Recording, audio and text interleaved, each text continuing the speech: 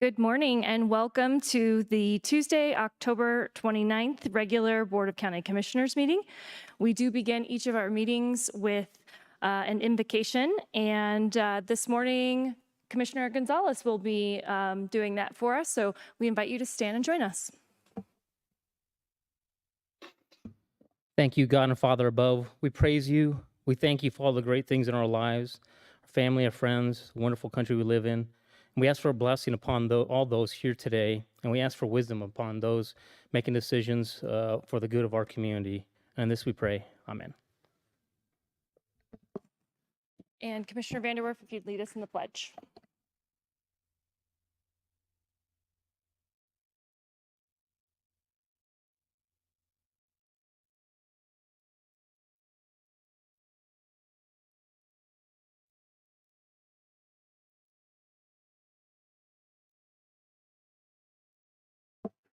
Item 3.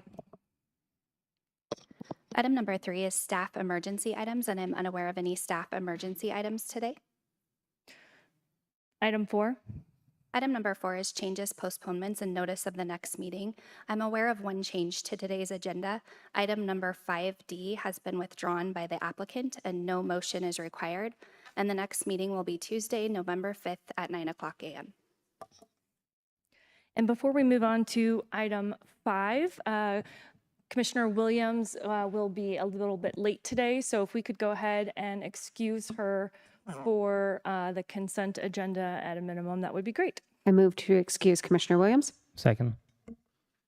Okay, I will call the roll. Commissioner Vanderwerf. Aye. Commissioner Gonzalez. Aye. Vice Chair Bremer. Aye. And the chair votes aye. That passes 4-0, so Commissioner Williams is excused. Item 5. Item number 5 is the consent calendar, including items 5A1 through 5K7 and excluding 5D, which was withdrawn. Is there anyone here wishing to speak on an item on the consent calendar? Okay, seeing none and seeing none online, commissioners, are there any comments? Thank you, Madam Chair. I'd just like to pull 5J for a separate vote. Thank you. Okay, so we'll hear that on the called up consent. Otherwise, is there a motion or other comments? Madam Chair, I have other comments has been my tradition over the last few years. There's a few here that I would like to mention, and they fall in line with procurement contracts. The first one I'd like to mention is a request for approval of $600,000 for an LED retrofit project for our facilities. It's coming from our Strategic Infrastructure Management Department. This, of course, is to save electricity, save a few dollars every month in expenses, all on behalf of being conscious and frugal with the taxpayers' money. And then item K5, which is for $708,000, and this is for drainage improvements throughout El Paso County with our Department of Public Works. And with that, I'll go ahead and I'll make a motion. Hopefully I heard this correctly. I'd like to approve the consent calendar items 5A1 through K7, but having 5D withdrawn from that list. Okay, is there a second? Second, with a quick modification, I think we're also having hearing 5J on the called up consent calendar. Thank you. I accept that friendly amendment to my motion. Second. Okay, that's been moved and seconded. If there are no additional comments, I'm going to go ahead and call the roll here. Commissioner Vanderwerf. Aye. Commissioner Gonzalez. Aye. Vice Chair Bremer. Aye. And the chair votes aye. That passes 4-0. Item 6.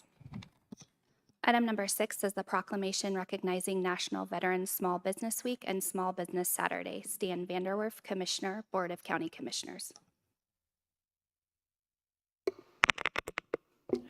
All right. May I proceed, Madam Chair? Please. Thank you. I'd like to go ahead and make a motion to approve the proclamation recognizing National Veterans Small Business Week and Small Business Saturday 2024. Whereas National Veteran Small Business Week, November 11 through November 15, honors and empowers service members, veterans, members of the National Guard and Reserve, and military spouses who contribute to our economy through entrepreneurship. And whereas veteran-owned businesses are a critical part of our nation's economy, with over 48,803 veteran-owned small businesses in Colorado alone, and contributing $23 billion annually and employing more than 96,000 people. And whereas small businesses face numerous challenges, particularly in uncertain economic times, yet through their resilience and determination, veteran-owned businesses in El Paso County continue to thrive and drive our local economy forward. And whereas on November 30th, we will celebrate Small Business Saturday, supporting the entire small business community, including veterans who have transferred discipline, work ethic, accountability, problem solving, and adaptability learned from their time in service to hundreds of local veteran-owned businesses. And whereas National Veteran Small Business Week and National Small Business Saturday exemplify our commitment to honoring and supporting the entrepreneurial spirit of our community. Now, therefore, the Board of County Commissioners of El Paso County, Colorado, hereby recognizes November 11th through November 15th, 2024, as National Veteran Small Business Week and November 30th as Small Business Saturday, done this 29th day of October, 2024, at Colorado Springs, Colorado. Signed, the Board of County Commissioners of El Paso County, Colorado, Carrie Geithner, Chair, Cami Bremer, Vice Chair, Lejinos Gonzalez Jr., Stan Vanderwerf, and Holly Williams, members, and attested to by Steve Schleicher, County Clerk and Recorder. Do I have a second? Second? Okay, that has been moved and seconded, and we have some folks here to speak. So if you'd like to introduce yourself, we'd love to hear from you. Thank you, Madam Chair, and thank you, Commissioner Vanderwerf. And fellow commissioners, thank you so much for having us today. My name is Brandon Eldridge, and I'm the Executive Director at the Pikes Peak Small Business Development Center, SBDC for short. Before I get into the reason we're here today, I'd like to share a quick story with you. I'd like to tell you about a gentleman who spent 23 years in the Army, was combat deployed, was a drill sergeant in Missouri, and ended his tour in Colorado Springs here at Fort Carson. After 23 years, he retired and decided to start a small business. He started a pressure washing company and would work on the weekends cleaning trucks. And then he also decided that wasn't enough, so he decided to do a contracting position with a roofing company and had a second business. And if that wasn't enough, he decided to also start a home inspecting business, and a lot of jobs and work where it was hands-on and really just getting out into the community and doing the dirty work. That gentleman was my father. He spent 10 years running those 3 small businesses, and I don't know that he ever used the word entrepreneur. He probably couldn't tell you what a P&L and balance sheet is. And he certainly never sought out support from the VBOC or SBDC or any resources that we have in this community. After 10 years, he closed his doors and just simply stopped working. And I'm here today to say that this is a story that many of us probably can relate to. My great-grandmother owned a diner in northern Indiana where her cake recipe is still a family secret. Only 2 people in the family even know it. My grandfather owned a silkscreen t-shirt shop in Indiana. My father owned those 3 businesses, and somehow my sister manages to make money on TikTok and social media, so she has a small business also. I share this story because I think all of us can relate to the entrepreneurial spirit. I oftentimes say that entrepreneurs are creative. They have to think outside the box, and they have to be problem solvers. And so we're here today to celebrate 2 really great events coming up in the month of November. Our first one is National Veteran Small Business Week, which is November 11th through the 15th. And I'm so excited that we can kick this event off on November 1st with our 17th annual Veterans Small Business Conference. This event will take place this Friday at Great Wolf Lodge, and it is an all-day event where veteran entrepreneurs and their families can come and find their tribe, find their voice, and kind of speak the same language. I think in the military, we've got a lot of acronyms, And this is a great way for everybody to come together and pour into their small business and find a community of other folks and find some resources. Folks, we have 35 resources that are going to be at this event, 9 workshops throughout the day, 3 wonderful keynote speakers. And I got to tell you, with 300 people already registered for the event, I expect it to be a really great day.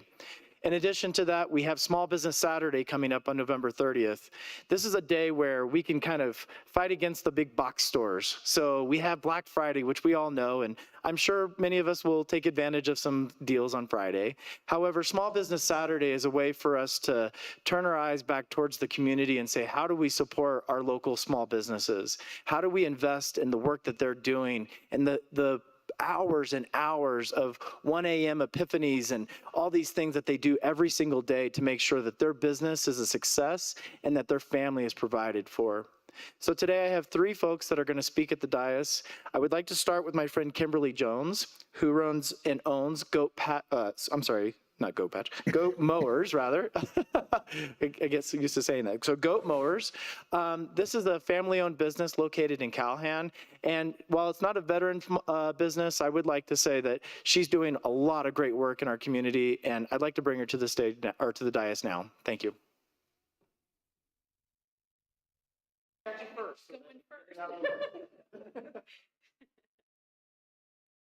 Good morning.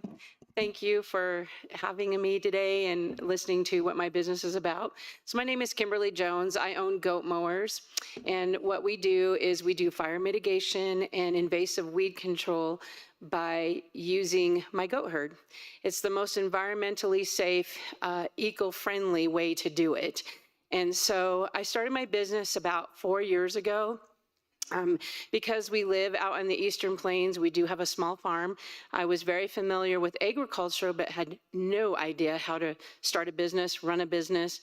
And so about 1.5 years into it, just needed some help, and somebody actually talked to me or turned me on to the SBDC, and I have learned so much.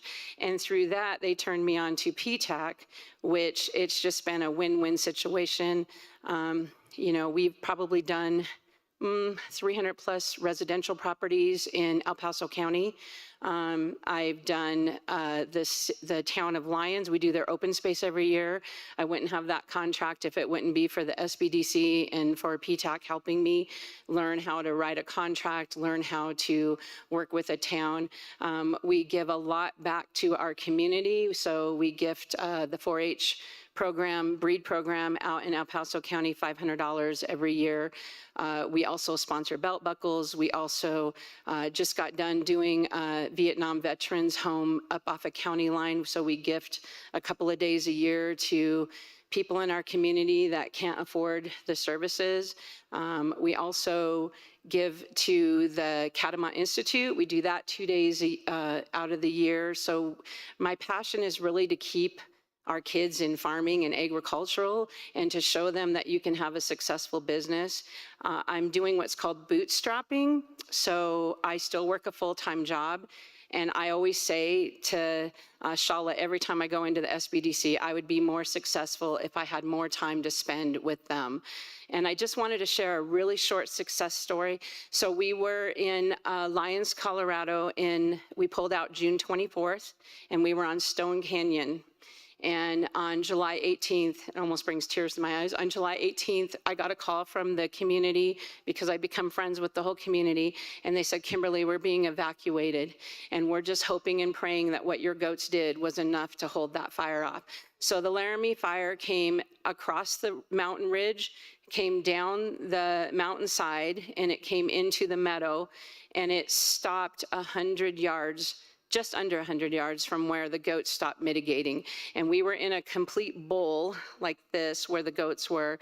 And then it went uphill with 3 blocks of houses on both sides. And they are absolutely convinced if we would not have gotten rid of the density of that vegetation, I can't say that they would lose all their homes, but there was a good possibility they would at least lose some of them. So thank you for listening to me today and giving me the opportunity. I'd now like to invite Anthony Perez, Success is a Language. Thank you.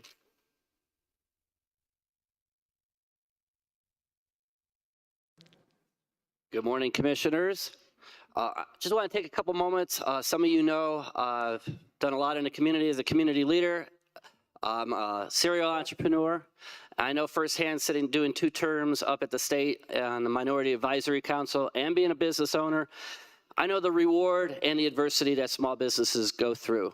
I also know that my resourcefulness, my resilience, my adaptability was acquired through my military training. As veterans, when we enlist, we take an oath to serve. And I firmly believe that when we transition out into our community, we're wired to continue serving.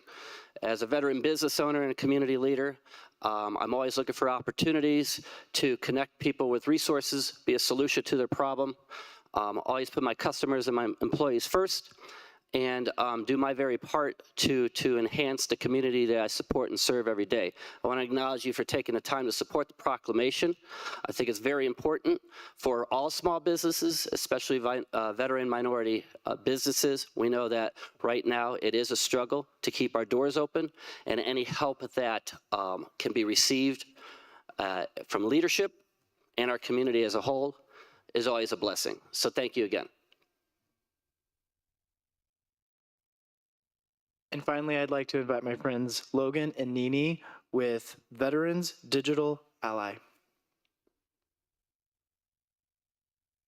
Good morning, good morning. Good morning, everyone, and thank you to the El Paso County Commissioners for this proclamation of National Veterans Small Business Week. That is a mouthful. So my name is Nelijah Montgomery, and I am the Director of Operations at Veterans Digital Ally. And Veterans Digital Ally is comprised of 3 veterans, myself, my husband, Logan Montgomery. He is the CEO and founder, the thought of this whole program, and Nate Hanna, who is our Director of Education, who is not here today. Together, we bring over 50 years of expertise and passion to the mission of Veterans Digital Ally. And our mission is clear: to ensure that every veteran in Colorado has access to essential digital literacy skills. With this mission, we're working to bridge the digital divide one veteran at a time while helping veterans find affordable internet and affordable devices, also improving their digital skills and fostering an inclusive, ever-evolving digital environment tailored to each veteran's specific needs. I do want to go ahead and thank our partners, the Veteran Business Outreach Center, which is out of Mount Carmel, the Pikes Peak Small Business Development Center, and Mount Carmel Veterans Resource Center, and especially Comcast, who made this vision a reality for us to be the digital navigators at Mount Carmel. And my husband will speak a little bit about what we do. Thank you, commissioners. Like she said, my name is Logan Montgomery. Kind of the thought, the brains behind this concept. The reality is there's obviously a problem when it comes to digital equity. It's not just within the veteran community, it's all demographics, right? And given that idea, what is the solution to solving that problem, right? We can identify it, we can figure out what it is, but can we figure out why it's remaining a problem and why the things that we're doing is not fixing it? And so the ultimate goal is to provide kind of an emancipatory approach to education where you have the ability to take technology and use it in your favor, whether it's on a personal or professional level. And this is tailored to the individual that allows them to consume it at pace, consume it given the situation that they're currently in, right? Whether it's pursuing employment through, certification, if it's through institution, whatever the deal is, we're just trying to assist in any way possible. So given that concept, I just want to say thank you for entertaining the idea of a national Veteran Business Week, as well as the Small Business Saturday. It is these opportunities that allow us to kind of grow within the community and to ensure that our work is for the community as opposed to Siloed. Yes, I appreciate it. Lastly, thank you all. We are building a stronger, digitally connected veteran community with this proclamation. Thank you. Commissioners, thank you so much. One last time, I'd like to invite you to join us on November 1st at our Veterans Small Business Conference. Tickets can be found at pikespeaksbdc.org. It will be a wonderful day of pouring into small business and supporting our community and our veteran entrepreneurs. Thank you. Thank you so much for being here. I know it's always a treat to get a sampling of the businesses in our community that are working, and you brought some unique ones today. Do I have comments from commissioners? Vice Chair Bremer. I'll kick it off here. Thank you all for being here. And I know the room is full of some other people too that we didn't hear from that are part of the small business ecosystem here. And so I just wanted to say thank you to our entire community kind of working together to make sure that our small businesses are supported and they have the resources that they need. You know, Mr. Perez said something that that struck me, which is that your service wired you to continue serving in your community. And we have so many veterans, and what we heard today is just a sampling of those who have chosen to continue serving, whether it's in their own entrepreneurial endeavors or in other ways in our community. And it's just really impressive, and I think it's easy to forget what an underpinning of our entire environment depends on those veterans coming back and serving in the communities that they love. The other piece I wanted to say, I say it often, mostly in relation to nonprofits, that so many things that happen in our community are about seeing a need and meeting it. And we heard today of businesses who have done exactly that. You've seen a need and you've figured out a very creative way outside of government to meet that need of our citizens and of those who call El Paso County home. Thank you very much for being here today. Honored to vote yes on this proclamation. Commissioner Williams. Yes, I'd just like to thank everybody here who is here today, who has started their own small business. It's an amazing adventure. I think my husband runs a law office, and it can be very stressful and demanding, but he seems to enjoy that. And so I just thank all of you for taking the risk, for getting out there, and for helping our community, and also for the veterans for their service to our country. Thank you. Commissioner Gonzalez. Thank you, Madam Chair. So I wanted to thank you, Brandon, and all the small businesses here as we remember this, and especially as you're highlighting the veterans, you know, a huge part of our community here. And then, as you mentioned, the Small Business Saturday, just remembering that when you shop the local small businesses, far more of that money remains here in our community. And so let's remember that year round. Well, let's highlight that as we come up to Small Business Saturday later next month. Thanks. And because it's our tradition to let the individual who read the proclamation finish our comments, I'll go ahead and make mine here. But incredibly grateful, as I said, for you bringing in such a unique and interesting businesses. I'm really grateful to hear about the business in Cowhan in particular in my district. What a amazing and unique perspective for a business. So thank you for what you do. I know that that is incredibly important, and it's certainly neat to be able to highlight something in the world of agriculture that most people don't think about, but can be so beneficial for so much of our community as we talk about fire safety and weed mitigation and doing those things naturally, which I absolutely love as a hobby beekeeper. Pesticides and all of those things that affect our bee population are always something that is on my mind, and so I really appreciate the natural approach to being able to take care of things in our community and take care of those problems. So thank you for sharing all of that. Also, just such unique businesses as a military spouse as well. Really neat to see the work that you're doing in our veteran community. So it's great when we get to see both veteran businesses and veteran businesses helping veterans. It really is full circle there. So thank you so much for that. Thank you for what you're doing to help support those businesses. And with that, I will turn it over to Commissioner Vanderwerf. Thank you, Madam Chair. So my first comment or my first question, Brandon, is to ask you, are you one of the 2 people in the family with the secret cake recipe? I am not privileged to know.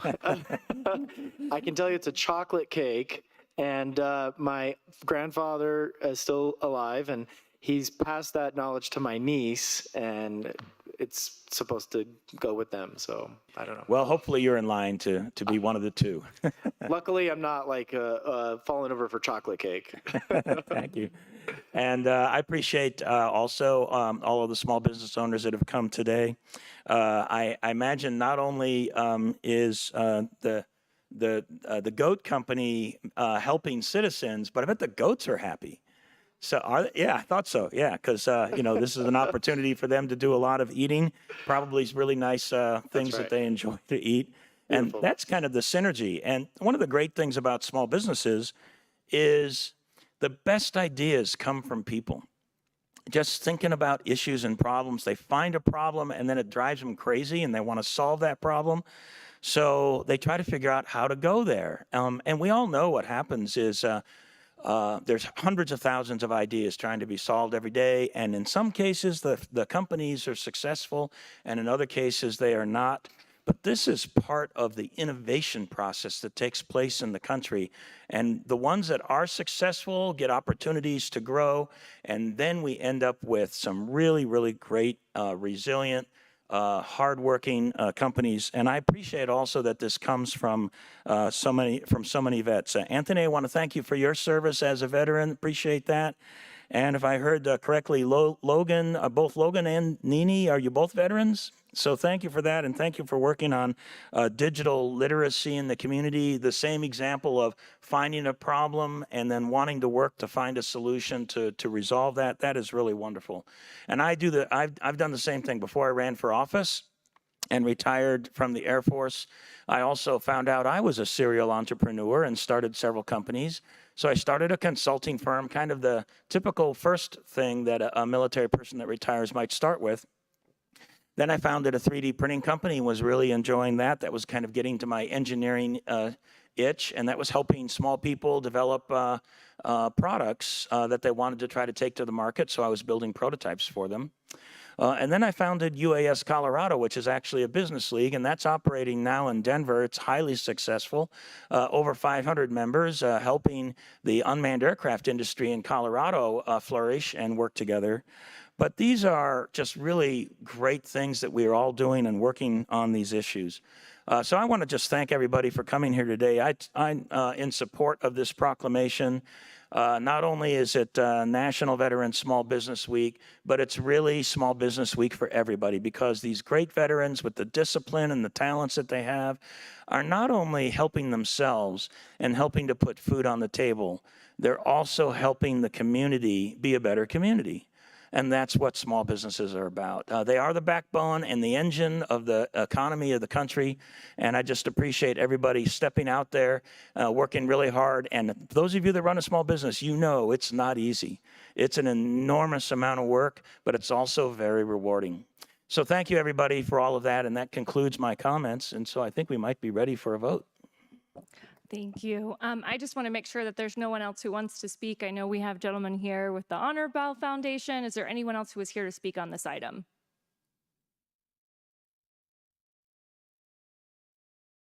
Good morning, Commissioners. I'm Larry Peterson with the Honor Bell Foundation. I'm a board member and also the Bell Guard for down here in Pikes Peak National Cemetery.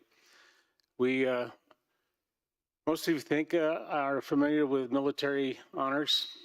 After military honors, the SEMREP will call us and we do our 7 tolls to honor the veteran before they do we give the final salute to the veteran before they're interred. And those 7 tolls are: when you take the oath to serve, the choice to serve, camaraderie in service, patriotism for country, 3 values very important between a veteran and country and a veteran: respect, dignity, and honor. And then the final toll we do, which is the gold raised star on that bell, is the value of the veteran's life. And then we turn and offer the final salute to the veteran before they're interred, and it's quite an honor to have. One of the reasons I'm here to talk with you today is that we're beginning our campaign for the Pikes Peak Honor Bell down here. The one and only Honor Bell is up at Fort Logan Monday through Friday, 9 to 3:30 in the afternoon, doing services up there Monday through Friday. On the third Wednesday and following Thursday, I steal the bell and bring it down here to Pikes Peak to honor our veterans. So we're in the process, like I say, of this capital campaign for the Pikes Peak Honor Bell, and hopefully next year we'll have our own bell and be able to provide services for all our veterans down here in the Southern Colorado community. As you know, like he said earlier, a veteran, when they go in and take that oath, they serve their country, then they come back and serve their community. So it's our honor to honor them at their final, not only them, but their family as well. And that's where we do that. And Stan, thank you for your service. And thank all of you for your service to our community. Thank you. Thank you. Okay, if there's no further comment, I will bring it up here for our vote. Commissioner Williams, Aye. Commissioner Vanderwerf, Aye. Commissioner Gonzalez, Aye. Vice Chair Bremer, Aye. and the chair votes aye. That passes 5-0. We'll take a brief recess and get a photograph.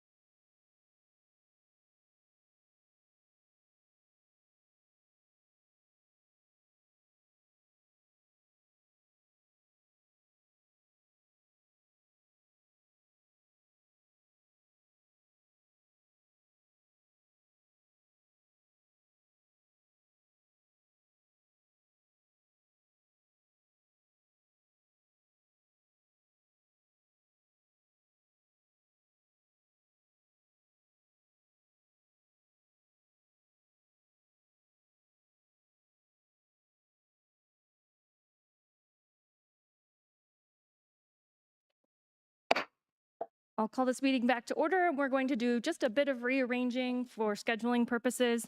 We are going to go ahead and call item 10. Item number 10 is the called up consent calendar, including item 5J, resolution approving general release and monetary settlement regarding the estate of Cristo Jesus Canet. Stephen Martin, Assistant County Attorney.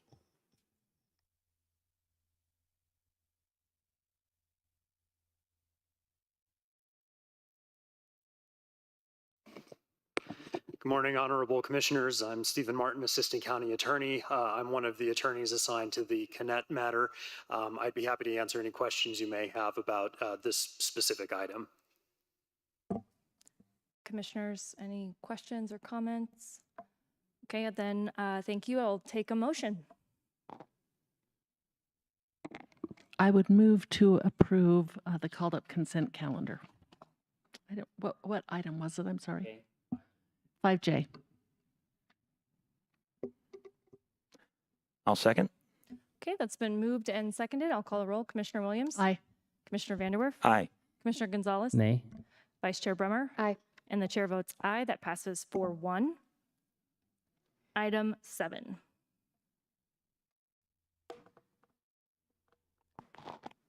Item number 7 is comments by elected officials and Commissioner liaison reports. 7A, 2024 General Election Update. Steve Schleicher, Clerk and Recorder. Good morning, Mr. Schleicher. Good morning, Commissioner. Steve Schleicher, El Paso County Clerk and Recorder. I want to sit there and share with you is there was a lot of great things just shared about Nimi and Logan. However, during my time, I really didn't have many good things to share because they were my CrossFit coaches and they put me through a lot of pain. But they are two amazing people and glad they are succeeding. So just awesome, awesome folks. So I just want to sit there and provide an update where we are. We are 1 week away from our general election. Things are extremely busy. But what I want to do is also share with you is this past Saturday and Sunday, we complied with Senate Bill 04072, which was in jail voting. So let me provide a pass down. We had 340 inmates that cast a ballot. 289 were in-person paper ballots. 19 were in-person BMD ballots, which is ballot marking device, which is something that we use for individuals that have an impairment, that have a disability. There was 24 statewide ballots because they are not residents of El Paso County, so they were able to vote the statewide ballot. And then we had 8 provisional ballots, which means, and we issue a provisional ballot as a last resort, where some of the voters did not want to provide any information for registration, either their full name, date of birth, things like that. So what happens with provisional ballots is they are not counted in the tally as of right now. So once we finish the tally, we go back to our provisionals and we investigate each and every provisional ballot to make sure that they are actually a voter that can participate. If they are, their vote will be counted. If not, it will not be counted. So we'll be taking a look at those 8 provisionals as well. So an update where we are. I want to talk about election security measures. I'm sure some of you have all heard what is going on in some other states and also here in the state as well when it comes to election security measures. Voter turnout and registration, ballot processing and counting procedures, election judge training and staffing, voter access and assistance, post-election audits and certification, and contingency and emergency preparedness. So commissioners, I will tell you right now, things are running exceptionally smooth here at El Paso County. So, yes, I'm Commissioner. sorry, the slides aren't showing on our screen. I don't know.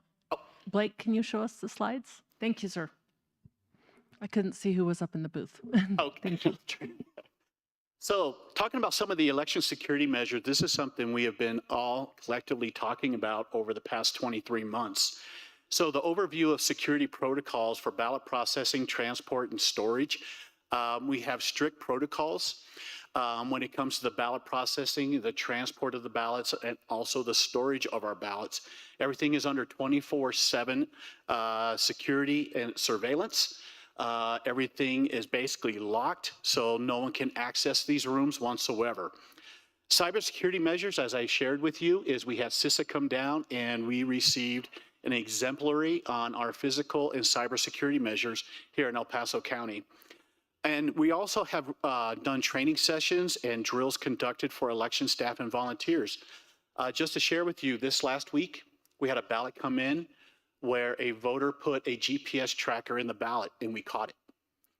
So what happens is, of course, we activated the OEM, the fire department, sheriff's office, CSPD, and also hazmat showed up to take a look at it. So unfortunately, this voter is not having a good time right now because it's interference with election, but they put a GPS tracker in the ballot just to track their ballot, but our system caught it. So voter turnout and registration, I go over some numbers. These numbers are changing each and every minute throughout the day. So talking about voter registration, breakdown of early voting statistics, including mail-in and in-person turnout, and the efforts that we are doing in our office to encourage voter participation. So these are numbers as of October 21st. These numbers are changing dramatically. I'm receiving probably about 10 FPCA, which is our UACAVA overseas voters. So our military members are reaching out, wanting their ballot emailed to them. So we have a lot of our active duty military participating. We're seeing a lot at our Fort Carson DMV branch. And I just want to share with you all is I will be shutting down Fort Carson and also the Powers branch to all motor vehicle services on Monday and Tuesday, dedicated just to in-person voters. So as you can see there, the Republicans are making up about 29.7%, Democrats about 17.2%, unaffiliated 50.5%, and our minor parties at 2.5%. Here is as of yesterday morning. These numbers have changed dramatically. Last night, I pulled a Secretary of State's number. So just in the matter of 8 hours, we went from 118,000 to over 135,000 ballots that have been cast here in El Paso County. I am proud to say we are #1 in the state. So we were following Jefferson County. Last week, we made up 7,000 ballots, and we are ahead of them by 4,000 ballots this morning. So that is something that I'm extremely proud of. The voters are turning out. But as you can see, here is how things are being turned in as yesterday morning. Right now, I could confidently say is we are going to be about 27% voter turnout. The ballot boxes are extremely busy. The VSPCs are extremely busy. In fact, we almost had 300 individuals at the Citizen Service Center alone yesterday. So as you can see here, yesterday morning, we had 2,134 in-person voters that have showed up since yesterday morning. That doesn't include the statistics as of yesterday. So we are going to be nearly 38,000 voters that are going to be participating at our VSPCs. This week, my staff is extremely busy. Right now, we have 6 VSPCs open. By Friday, we will have another 18, which will sit there and bring us to 24. So we will sit there. They are setting those up right now. And this weekend, we are setting up another 14 VSPCs, which will bring the total of 38. So come Monday, we will have a total of 38 VSPCs open. Monday and Tuesday, our VSPCs will be open from 7 a.m. to 7 p.m. So the day prior to the election and also on election day, we're going to be doing extended hours. We are also open Saturday. So all of these VSPCs, the 24, we're going to be open Saturday as well for folks to participate. So the efforts that we have done to encourage voter participation, you have probably seen me on every news media outlet, on every radio show, just asking folks to vote and vote early. The concerns that I have is there is no doubt we're going to have long lines at our ballot drop boxes. We're going to see long lines at our VSPCs. And what I don't want to see is a voter that jumps in there at 7:01 and is not able to cast their vote. The other thing I also want to share is we have a lengthy ballot. And I know it's taken people, a lot of time to research, do their information. But if individuals in our community, if our voters vote early, it is really helping us, because we cannot release election night results until every person at the vote centers and also at the ballot drop boxes cast their vote. So if we're able to sit there, and historically, my office has released results at 7:30, 8:30, 9:30, 10:30, and throughout the evening. If there's folks still in line and voting, we cannot release those election night results until the last person has voted. The other thing is, we all know tomorrow is typical Colorado. Bad weather's moving in, and I've been taking a look at what it's going to be on Monday and Tuesday, and it looks like it's going to be very chilly. We're going to have folks that are going to be working our ballot drop boxes, and we're putting heaters out there for them. But again, what I don't want to see is individuals get in there at 7:01, and our law enforcement personnel are the ones that are going to be the end of the line. So with that being said, is at 7 o'clock, we will have a sheriff's deputy or CSPD vehicle go right there. It's at 7 o'clock, and that would be the end of the line, and the same at our VSPC sites. Ballot processing and counting procedures. Everything right now, commissioners, is going exceptionally well. We started counting the ballots, tabulating them last week. Right now, we have our processing team in there that is processing the ballots, getting ready, going through signature verification, but things are going exceptionally well in the office. Election judge training and staff, as I shared with you last week, we hired over 800 judges. We are done with training. And we also have a bench in case if a judge falls ill or if they have an emergency, we got a bench in place where we are still going along as usual. Voter access and assistance. A lot of things at our VSPCs is, ADA compliance. If somebody has a disability, wants to vote, they can go to any of our 38 in-person vote centers. We can assist them. All of the information and hours are on the ballot instruction page. They're on my website. A lot of folks are visiting the VSPCs because I am seeing a very large turnout of first-time voters, where folks have never participated. They've lived here for a while, but I see a significant turnout of first-time voters. Plans for supporting voters who need assistance with ballot marking or understanding the ballot measures is we have individuals that will sit there. Our judges are trained to assist individuals if they need assistance with one of our ICX machines. So communication and public outreach, we have been all over the place. We have been to the School of the Deaf and Blind, all over the community, talking to folks as far as how to vote, when to vote, and what the timelines are. And we're basically coordinating with the media right now, strategies for disseminating real-time updates. We are talking with the national media. We already got contact from our national folks, also with our local media outlets that are going to be camping out at your clerk and recorder's office on Tuesday night. Post-election audits and certification, as I shared, we passed the logic and accuracy test at 100%. Things went exceptionally well. And as soon as we are done with the election, which, as everybody knows, we have 8 days for the citizens to come in and cure their ballots and also wait on the UOCAVA overseas military members to cast their ballots. Once that is done, we will be sitting there going into the risk limiting audit. What we're hopeful for is the week of Thanksgiving is when we will sit there and be doing the canvass with our 2 major party members and get a certification from the Secretary of State the week thereafter. So some of the things that we're looking at: contingency emergency preparedness. Commissioners, you probably have seen the news in regards to, on the West Coast, the attempts to either destroy ballot boxes, blow up ballot boxes. But I will sit there and share with you here in El Paso County, as you know, those security cameras that we changed out, they are motion triggered. Anything that goes by there will be caught. In addition to that, thank you to Sheriff Roybal and also to CSPD. They are going by those ballot drop boxes all the time within their routes and checking things out. So with that being said, also our ballot drop boxes are fireproof. So that allows no oxygen in there. And if you remember, a handful of years ago, there was an attempt to do this very thing here at Centennial Hall, and it didn't work. So just want to share with you what is happening here in El Paso County and the contingency plans that we put in place.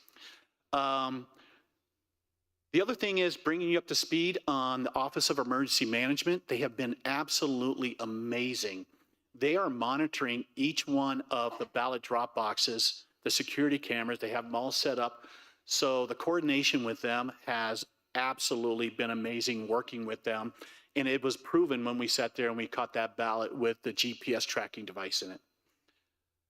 So with that being said, is we are out there setting up many VSPCs. Things are going exceptionally well.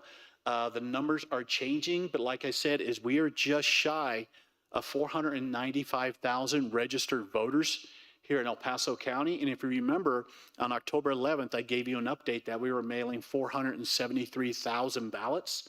So our voter registration has gone up nearly 5%. We are seeing a significant turnout. This week is going to be busy. My staff worked Saturday and Sunday, and we will be working Saturday and Sunday this week as well, because we want to have an empty desk as we come into Monday and Tuesday. So the judges have been absolutely amazing. The staff have been amazing. And like I said, we're looking forward to Election Day. Are there any questions? Commissioner Williams. Yes, I appreciate all that you and your office and the 800 election judges are doing. Thank you.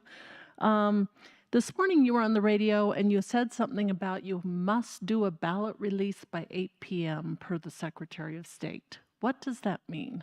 I mean, if someone's still in line at 8 p.m., you cannot do it. Is that correct? So that is something we reached out to the Secretary of State's office. There's actually a statute that says you have to do a release at 8 p.m. And when I was on the radio this morning, there's really a conflict there, Commissioner, where if there's people that are still in line to vote, do we sit there and we follow that rule, or do we basically do it by 8 p.m.? So I did reach out to the Secretary of State's office asking for, what their thoughts are, because my opinion is if somebody's there to vote, we wait till everybody has an opportunity to vote. Okay.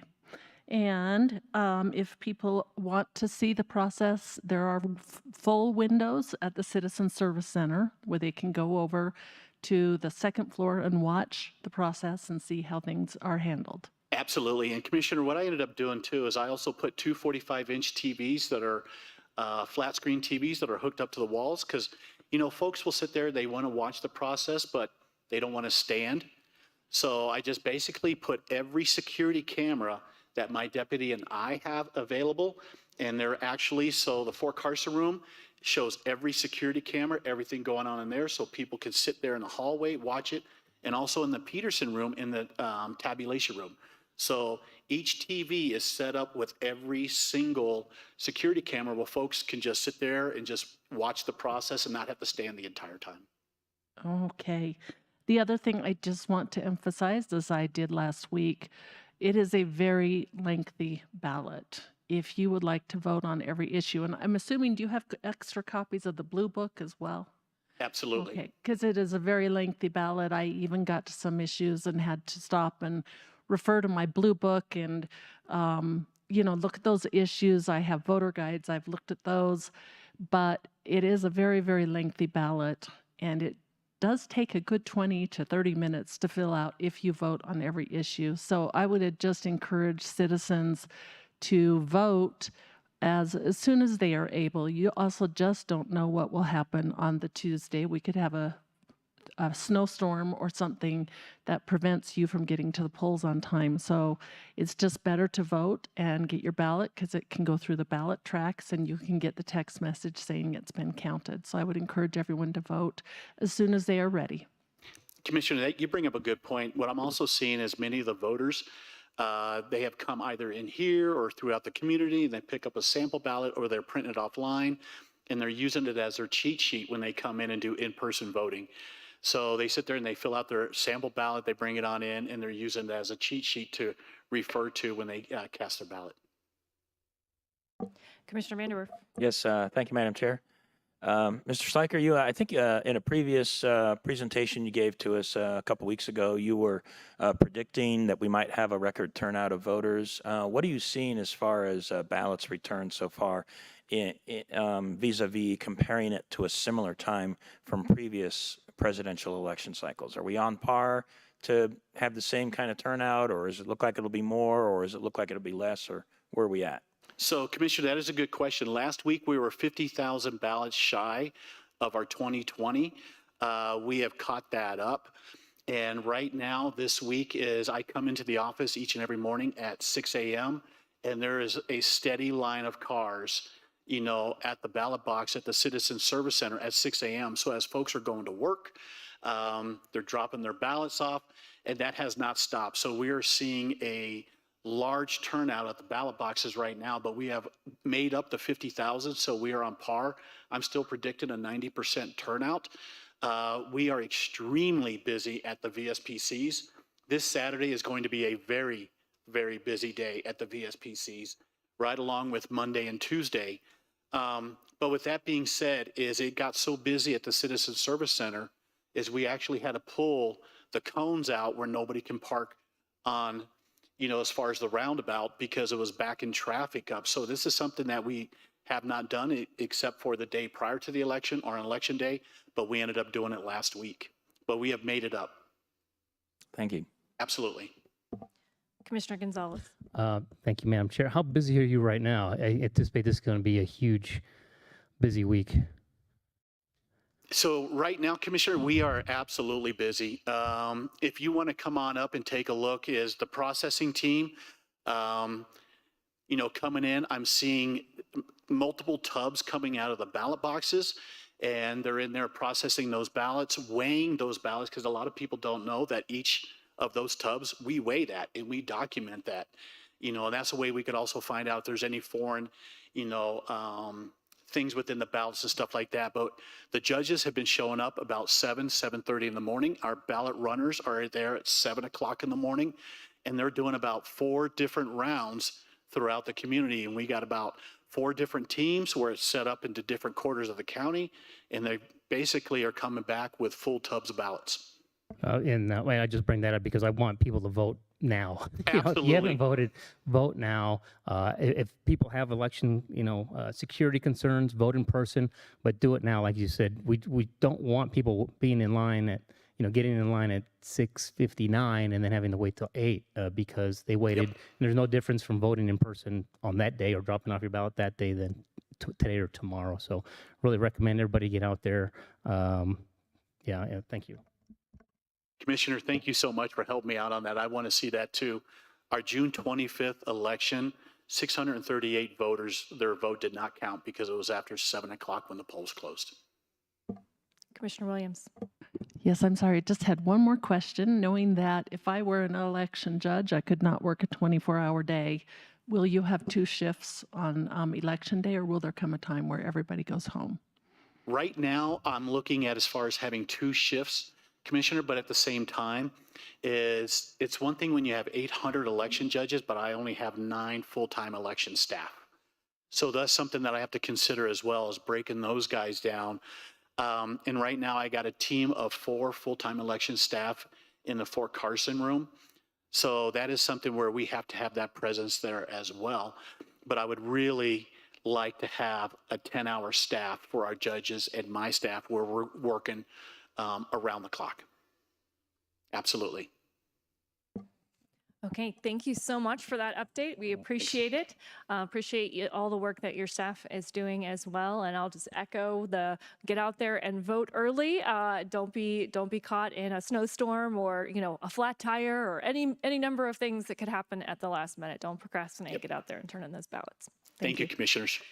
Okay, I don't see any other countywides in the room, and I'm just going to check and make sure there are none online. So we'll bring it up here, starting with Commissioner Williams. Yes, I really don't have much to report today. We have our normal meetings. We get to do the tour of the county jail facility today. And then other than that, I do have some other meetings scheduled during the week, but that's my only update. Commissioner Vanderwerf. Yes, thank you, Madam Chair, and I'll be on that jail tour as well. Then going to a couple of events later this afternoon, the Pathways Summit in Fountain and the welcome reception for Dr. Kelly at the Penrose House. Tomorrow, we believe we'll all be, or many of us will be participating in a breakfast with UCCS. And then there's a special announcement out at the airport. Don't know what it's about, but hopefully it means more service coming to the Colorado Springs.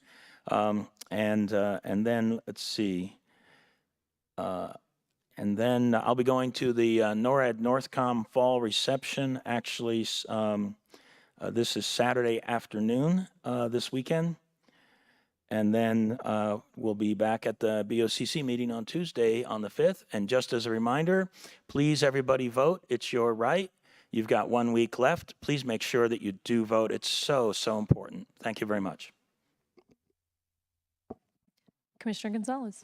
Thank you, Madam Chair. Yes, later today, I also have the jail tour, our annual jail tour. Tomorrow morning, the UCCS update breakfast, as was already mentioned. And then Saturday afternoon, I'll be attending the Northcom and Space Command Commanders Fall Reception. Thank you. Vice Chair Bremer. Yes, I believe most of my calendar has been mentioned by everybody else. And then in addition to that, I will be attending the Solid Rock Gala this weekend. And for me, I think this is one of our lighter weeks in terms of our regularly scheduled meeting, just being kind of the transition between months. So I know that taking advantage of this time by doing a lot of volunteer board interviews this week, a lot of those stacked up, which is always a great opportunity to talk to folks in our community. We've had some really good volunteer applications come in. So looking forward to more of those interviews and making selections on that. And so this is a reminder that if you would like to get involved with the county, there are always lots of volunteer opportunities, and you can find all of that information on our website underneath our volunteer boards. And we would invite you to fill out an application and send it in if you have a desire to get more involved with what goes on here at the county. And so with that, we are on to item 8. Item number 8 is community service organization reports, and there are none. And I actually am going to call a brief recess for a comfort break before we move on. And so we'll return in about 10 minutes.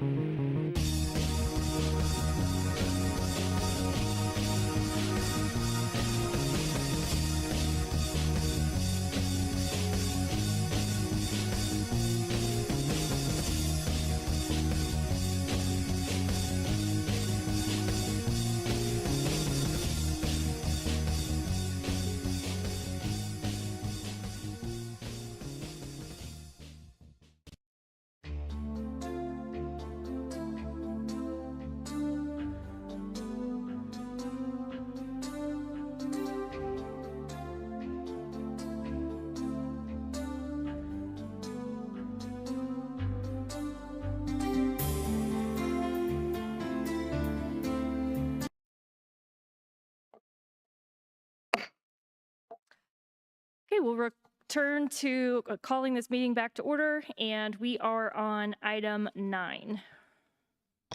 Item number 9 is public comment on items not scheduled on the agenda.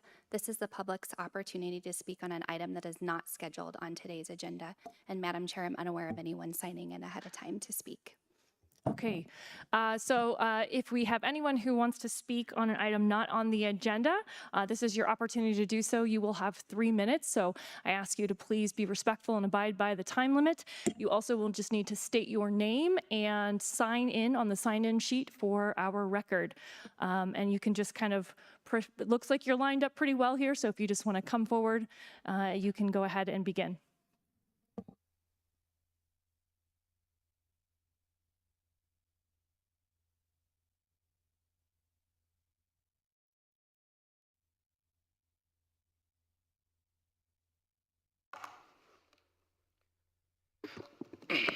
Hello, my name is Brandon Rincon with the Colorado Springs People's Coalition. I was actually here not that long ago speaking on behalf of the family of Anthony Padilla, and I'm here today to pretty much bring more awareness to what's going on and what happened and the lack of justice and accountability that we've seen from not only the El Paso County Sheriff's Office, but also DA Michael Allen's office. So for those of you who don't know, Anthony Padilla was lynched. He was shot and killed in his apartment complex in the laundromat by a neighbor who stalked Anthony up to a year prior. He was shot and killed, and when El Paso County sheriffs arrived on scene, they waited 6 minutes before they were giving any medical attention to Anthony. They didn't put a tourniquet on him. They decided to give CPR and essentially pump blood out of his bullet wound. So El Paso County sheriffs finished the job, right? DA Michael Allen brought this case to a grand jury, suppressed all evidence, didn't allow any of the witnesses or sheriffs to give testimony. And we know why this happened, because in this evidence and in this body cam footage, it implicates Officer Brent Yelton, Officer Deputy Day, and Officer Cody Jaworski in assisting in the murder of Anthony Padilla. We have the DA office in cahoots with the sheriff's office, suppressing evidence on our community members who just want justice. We have a whole family here today who just want justice, some sort of accountability. They'll never get their loved one back. Anthony was shot and killed by Kevin McCarthy, who was emboldened by the racist and xenophobic rhetoric that we see today, that people like you, Cammie, push forward on anti-immigration resolutions that emboldens these kind of acts against people of color, the Chicano people, Latin American people, the indigenous people. And Kevin McCarthy acted above the law, saw himself as a self-proclaimed vigilante, and took the law into his own hand and lynched Anthony Padilla in his own apartment complex. That is a damn shame. We demand an independent investigation into the DA's office and also into the El Paso County Sheriff's Office for their role in Anthony Padilla's death. This is just the start. This cannot happen anymore. We need justice and we need accountability from unlawful, unhinged police officers and community members emboldened by racist, xenophobic rhetoric that people on this council or on this commissioner board have pushed and continue to push.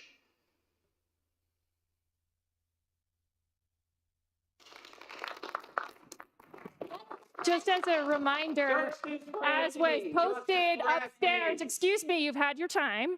As was posted upstairs, we do expect a quorum, so we don't have clapping, cheering, or shouting in this room in between so that everyone can make their comments. They have the right to their free speech. We want to respect that, so I ask you to please respect that. And if anyone else would like to come and speak, again, please just identify yourself and sign in. And if you kind of queue up and sign in as the other person, that will save us a little bit of time so that we can hear everyone as quickly as possible. Thank you.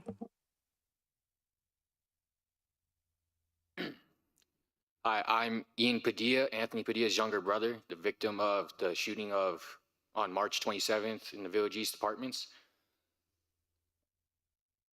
I had to witness all the evidence and go over all the evidence of the case On body cam, you can clearly see where deputies had Kevin secure, but did not tend to Anthony. Anthony was sitting there begging for his life for over 6 minutes while Deputy Day chose to just look over him and give him no help.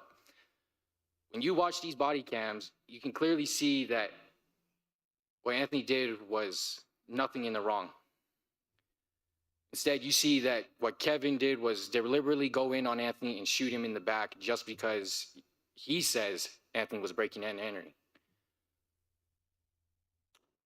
District Attorney Michael Allen had to review this case also, just like we did.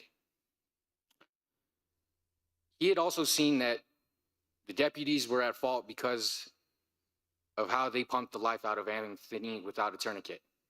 Once he had seen that they had pumped the life out of Anthony with a tourniquet, he had completely changed his tune to what his opinion was on the subject. He had met with the family believing and told us to believe that Kevin would be charged with second-degree murder and that he would have to take it to a grand jury to do that.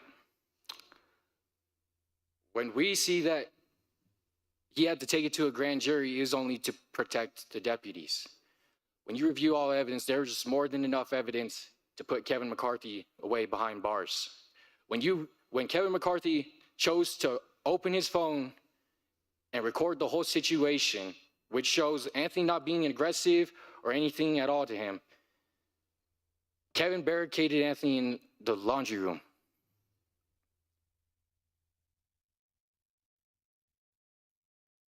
I don't know how someone can get away with barricading someone in a laundry room and shooting him in the back and they not go to prison. Everything I'm saying about deputies, Kevin McCarthy, is all on tape. Anything I'm saying, I can back with El Paso County Sheriff's body cam. And if I need to release them, I will, just to prove that what I am saying is the truth.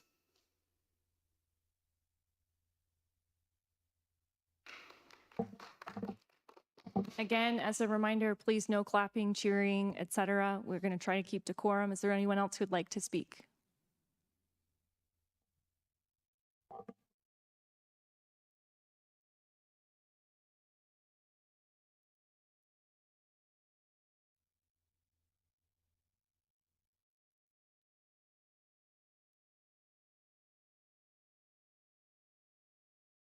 My name is Tom Herrera.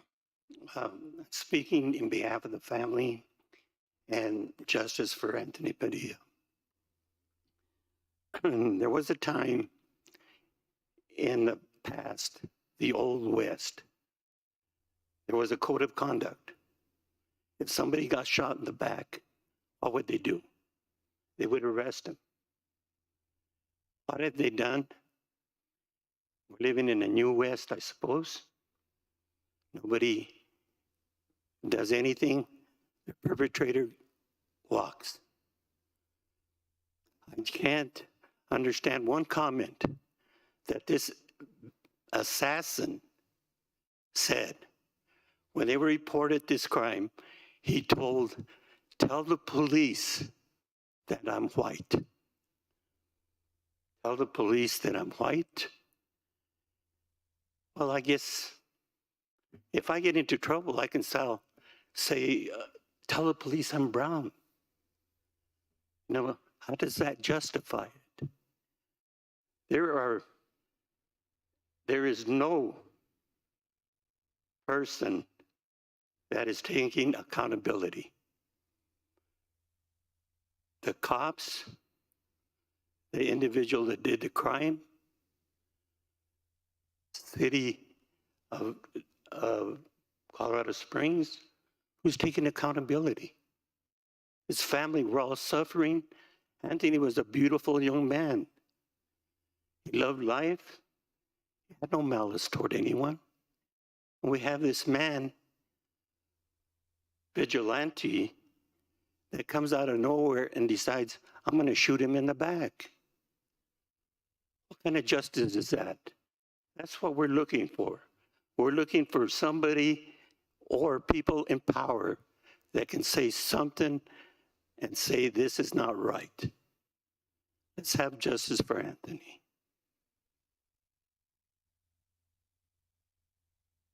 Is there anyone else who'd like to speak on an item not on the, please come forward and again, if we have a next person, you can go ahead and move towards the front, and as soon as he's finished signing in, go ahead and sign in so that we can, again, hear everyone in a timely manner.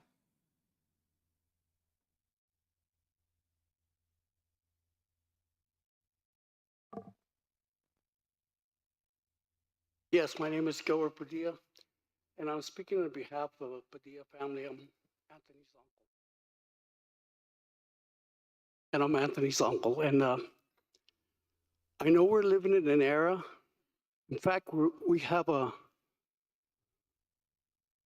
former president preaching racist comments. His last rally that he had in New York, they didn't hide it. They're professing this, and people are listening to this clown. And this is why these guys, this white supremacist with this guy carrying a R-15 and a machete on his back, walking the public streets, and that's allowed? Where are we going with this?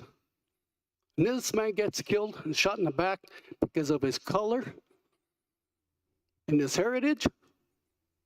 What can we do about this? I know we have an important election, and you just finished talking about getting out and voting. We will vote. But this can't happen. This isn't the United States. This country's for freedom and justice, and they haven't received it. What are they hiding? There's got to be an independent investigation on this, starting from the sheriff's department to the district attorney trying to cover up an unlawful done. For a man to call somebody and notify him and tell him, I'm white privilege, is that what it is? That's totally wrong. Thank you.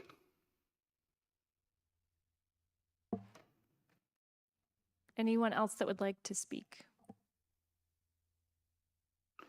Hello, my name is Jesse Prophet, and I am here to speak on the killing of Anthony Padilla and ask the board to initiate an independent investigation into the El Paso County Sheriff's Office and 4th Judicial District Attorney Michael Allen.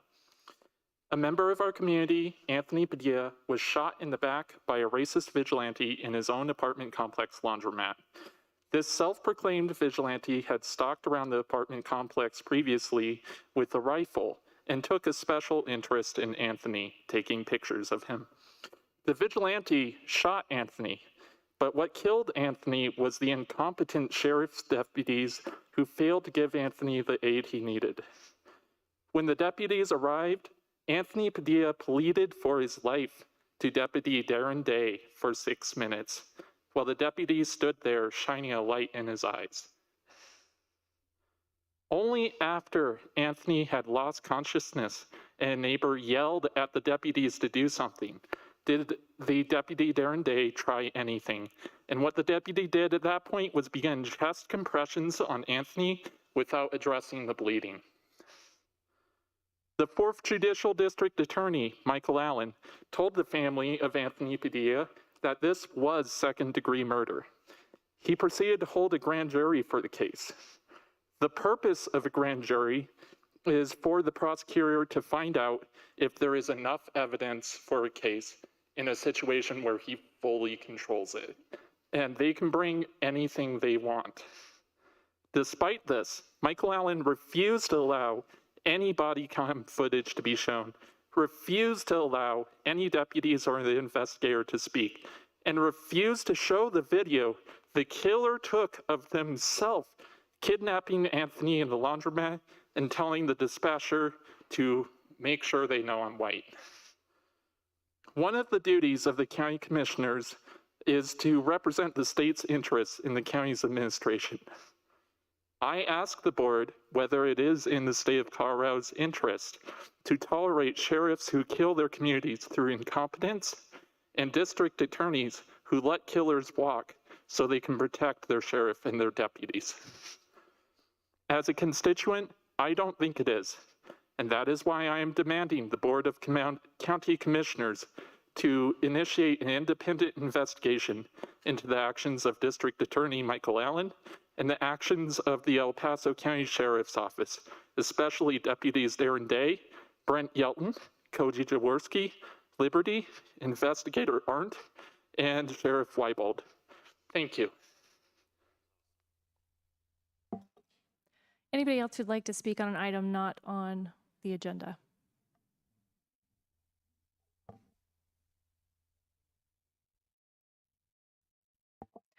Okay, so we don't allow time sharing during public comment. That's only something we do during our land use hearing. So you will just have your 3 minutes. And if you could move over a little closer or pull that microphone, there you go, so we can hear you. And if you could again state your name since you weren't close to the microphone previously. Alex, hi. I, like multiple other people here today, am here to express my complete disappointment and lack of faith in this county's judicial system. And be clear, I'm not endorsing defunding and completely getting rid of police like some will have you believe anyone that speaks to this major issue wants. I'm opting for what this judicial system, like any, is supposed to stand for: justice and liberty for all. Exactly what you all say towards that flag every morning if you're anything like our city hall reps. But the problem is we don't have that. We don't have a police force or judicial system that stands for the rights of all Americans. It didn't stand for justice and individual liberty when Anthony Padilla was shot in the back by a stalker and harasser for over a year, when he was being falsely imprisoned in a communal area of the apartment complex both resided in, being accused of burglary. Finally breaking free, and after pleading and walking away saying he would leave the area he was entitled to be in, he was then shot. All this on camera, by the way, from a personal device of the shooter that wasn't allowed in as evidence at the grand jury trial. And this man, Kevin McCarthy, still has not been charged. Nor did it stand for justice afterwards when the deputies arrived, just to let him bleed out without tourniqueting the wound, which the head nurse at the hospital after voiced bewilderment at Deputy Liberty about. Nor did it when he was after losing consciousness, only having 30 seconds of CPR done on him before deputies gave up prematurely. Or when Deputy Yelton asked his killer if he needed his cuffs loosened and giving him legal advice to be silent when questioned. Or later, when a deputy was watching the scene and referred to a dead innocent man as a piece of shit. Was it justice when Assistant DA Tony Goya met with the family this past year, informing them that Anthony's killer would be facing a second-degree murder charge, just to placate them on any actual justice happening? Was it when Sheriff Roybal said that he was sorry for his professional deputy calling their son a piece of shit, but stood by everything else his deputies did that night? Let me answer all these questions. No, emphatically no. That was not justice. And that's why we're here. We're here for justice for Anthony Padilla and his surviving family, who are still grieving an utterly objectionable, wholly untimely death. We demand this case be reopened, even if DA Michael Allen doesn't want to cover his and his deputies' asses, to make sure this doesn't go to trial and expose the mishandling of this case. We demand these officers charged for their negligence and an independent investigation into the sheriff's office, and demand DA Michael Allen reopen the case or resign, because he obviously doesn't have the best interests of the people of Colorado Springs at heart, and we aren't going anywhere. Justice for Anthony Padilla and his family, and all people subject to this widespread corruption. Thank you.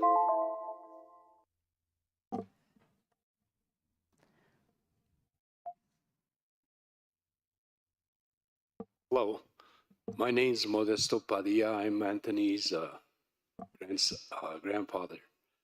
And, you know, I've been listening to what's going on here, and, you know, I'm about to say almost the same thing. The only thing is that, you know, we lived in Colorado Springs now for almost 60 years. Anthony was born here in Colorado Springs. And, you know, we expected the DA when we met with them. I met with them, my daughter, Anthony's mother, and the grandmother, my wife, and my grandson, Anthony's brother. We met with the DA when this happened. We met with them, I think it was 3 times. And every time we met with them, they kept telling us that they were going to press charges. You know, this can't go on. And, we have, I guess, trust in the law system. I do. And one day we get a phone call. First they told us that the grand jury was going to take over, and that sort of surprised me at first. I asked, when they called us, I asked them, is there a verdict? And they go, well, it's not a verdict, it's like a ruling. And I go, okay, so we showed up.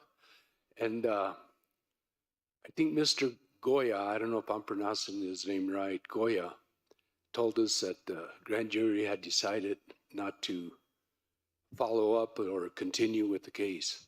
And I asked him why, and he goes, well, they say there's not enough evidence to charge him. I go, what do you mean? There's a video, there's the camcorders of the police, and I can't really say all this in 3 minutes, but bottom line was he tells us that they're not going to press charges against Kevin. And I go, well, who is representing my grandson at this grand jury? And he goes, the DA's office was. I told him, you didn't do a very good job. According to the sheriff's department, what they told us, you were going to press charges. And they go, well, I did my best, and that's what the grand jury came up with. Later on, the sheriff's department called us in, the whole family. We went in there. Sheriff's department told us that the district attorney hadn't allowed any of the investigators to present any evidence at the grand jury. He goes, our hands were tied. We couldn't present anything. And then they went on to apologize to us for what one of the officers had called our son a piece of shit, lying there dying. This officer called him a piece of shit, and telling the killer not to say anything, to just stay quiet, get in the car, and just stay in there, keep quiet. And the sheriff's department apologized for the way I guess his deputies had acted. And he goes, we're very sorry. If you guys would like to look at the video of that Kevin had, you're more than welcome. Well, we got a copy of it. Sir, I'm sorry, but your time has expired, so if you could conclude your comments, please. Okay, do any of you have any questions on this? We haven't heard from anybody. I called, I think it was Carrie, I think I called your office, and your secretary answered. She seemed real concerned. She goes, I'll give this to the commissioner and we'll call you back. They never call me back. I called back. We can look into that, sir, but your time has finished, so please do conclude. Okay, and I also called the mayor, and the same thing with the mayor's office. We'll call you back. They never call me back. I called back. They said there's nothing they can do. Where do we go from here? So we're here with the Sir, commissioners. again, we can have someone follow up with you, but your time has expired. Thank Okay, you. Thank you. Is there anyone else who would like to speak on an item not on the agenda? My name is Mark Padilla. I'm the maintenance technician at the apartments where my brother was shot.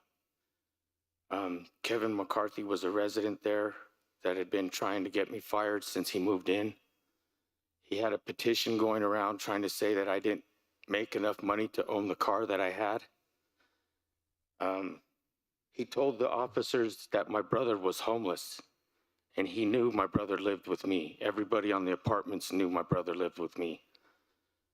2 residents there that were right across from where my brother was shot said that they just denied my brother any help, and that the paramedics were taking their sweet time, and that if they knew that was my brother, they would have came and told me, so I could have helped him before them paramedics did.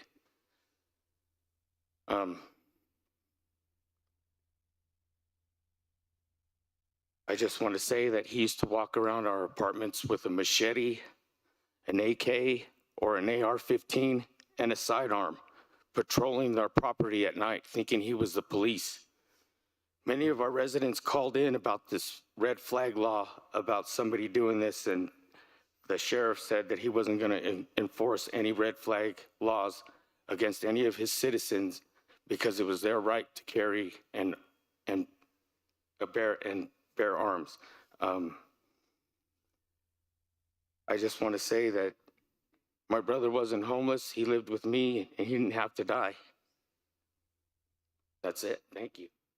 I want some answers, please. Is there anyone else who'd like to speak?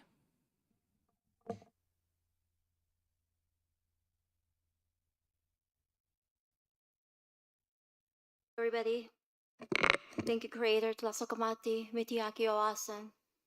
I'm here with my indigenous people.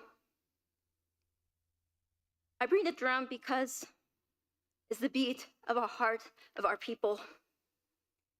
The heart of Anthony Padilla was taken away by these sheriffs who are also known as Slave Patrol. We demand the injustice for Anthony Padilla. It needs to be reopened. We demand DA Michael Allen to reopen the case or to be investigated. We demand the coroner to be investigated. We demand El Paso Sheriff to be investigated. We demand Joseph Royal to be investigated. Detective Jennifer Arndt, Deputy Liberty, Cody Jaworski, Deputy Brent Yelton, Deputy Darren Day. We demand for these crooked cops to be investigated, these crooked people.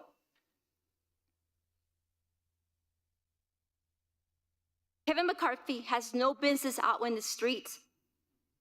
We all know he's gonna do this again. And when this happens again, you're all gonna be responsible because we're here telling you he needs to be put away. You know this is gonna happen again.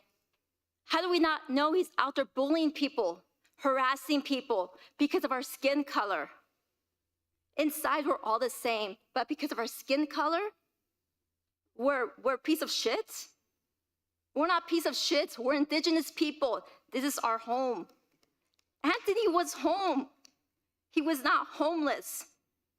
I've seen the pictures. If you see the pictures of the bullet holes, if you see the pictures of the laundry room, he was just in the laundry room. Anybody could be in their laundry room doing their laundry. But, you know, Kevin was out there bullying him, harassing him because of his skin color. Some of you may not understand this because of your skin color. The darker we are, we're what, piece of shits? We're not piece of shits. This is our home. This is our home. We're indigenous. We are indigenous. It's been a nightmare since 1492. Since 1492, it's been a nightmare. Please put Kevin McCarthy away. He belongs behind bars. Don't let him out. He needs to be brought to justice. Please reopen the case for Anthony Padilla. Mitiaki Oasen, Tiawi Machika, Tlasokamati. Thank you, grandfather. Thank you, grandmother. We will not go away, indigenous people. Machika Tiawi. All power to the people. Justice for Anthony. Is there anyone else who'd like to speak on an item not on the agenda?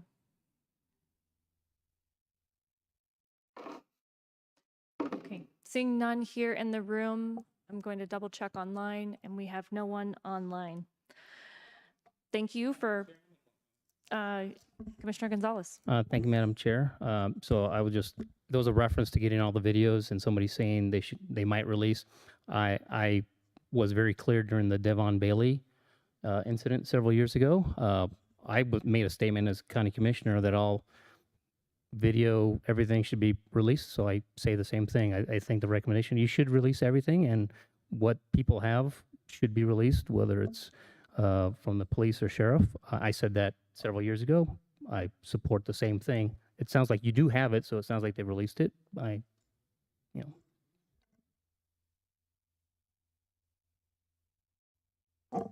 We can have someone follow up with you on what the appropriate steps would be for you. You said we're not going on the back and forth. Heard two different people say they have the videos. We have the cam, Yeah. the cam That's- of the police department. We went and picked those up, and we still don't know if they released everything. So That's in just line. what they did give to us. And then we have the video of my grandson being shot, and Then, that Kevin again, holding him back. And I'm recommending the same thing I recommended before. All that should be, released. Yes, sure. That's what I'm saying. Are there any other questions? Thank you. We'll have someone follow up. Thank you. Okay. Okay, item 11. Item number 11 is a request for approval of the 2025 Regional Building Department budget. Roger Lovell, Building Official, Regional Building Department, and Nikki Simmons, Chief Financial Officer.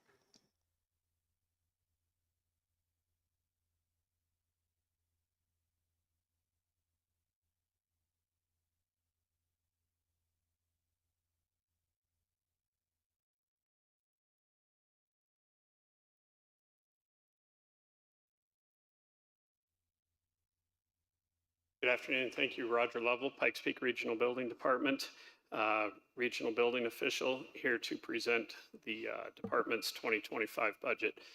Just as a reminder for anybody who might be online or in attendance, this budget has no impact on El Paso County directly, as there are no funds that exchange between the two. With that said, I'd like to do a brief presentation and go back on some of what we've seen so far in 2024.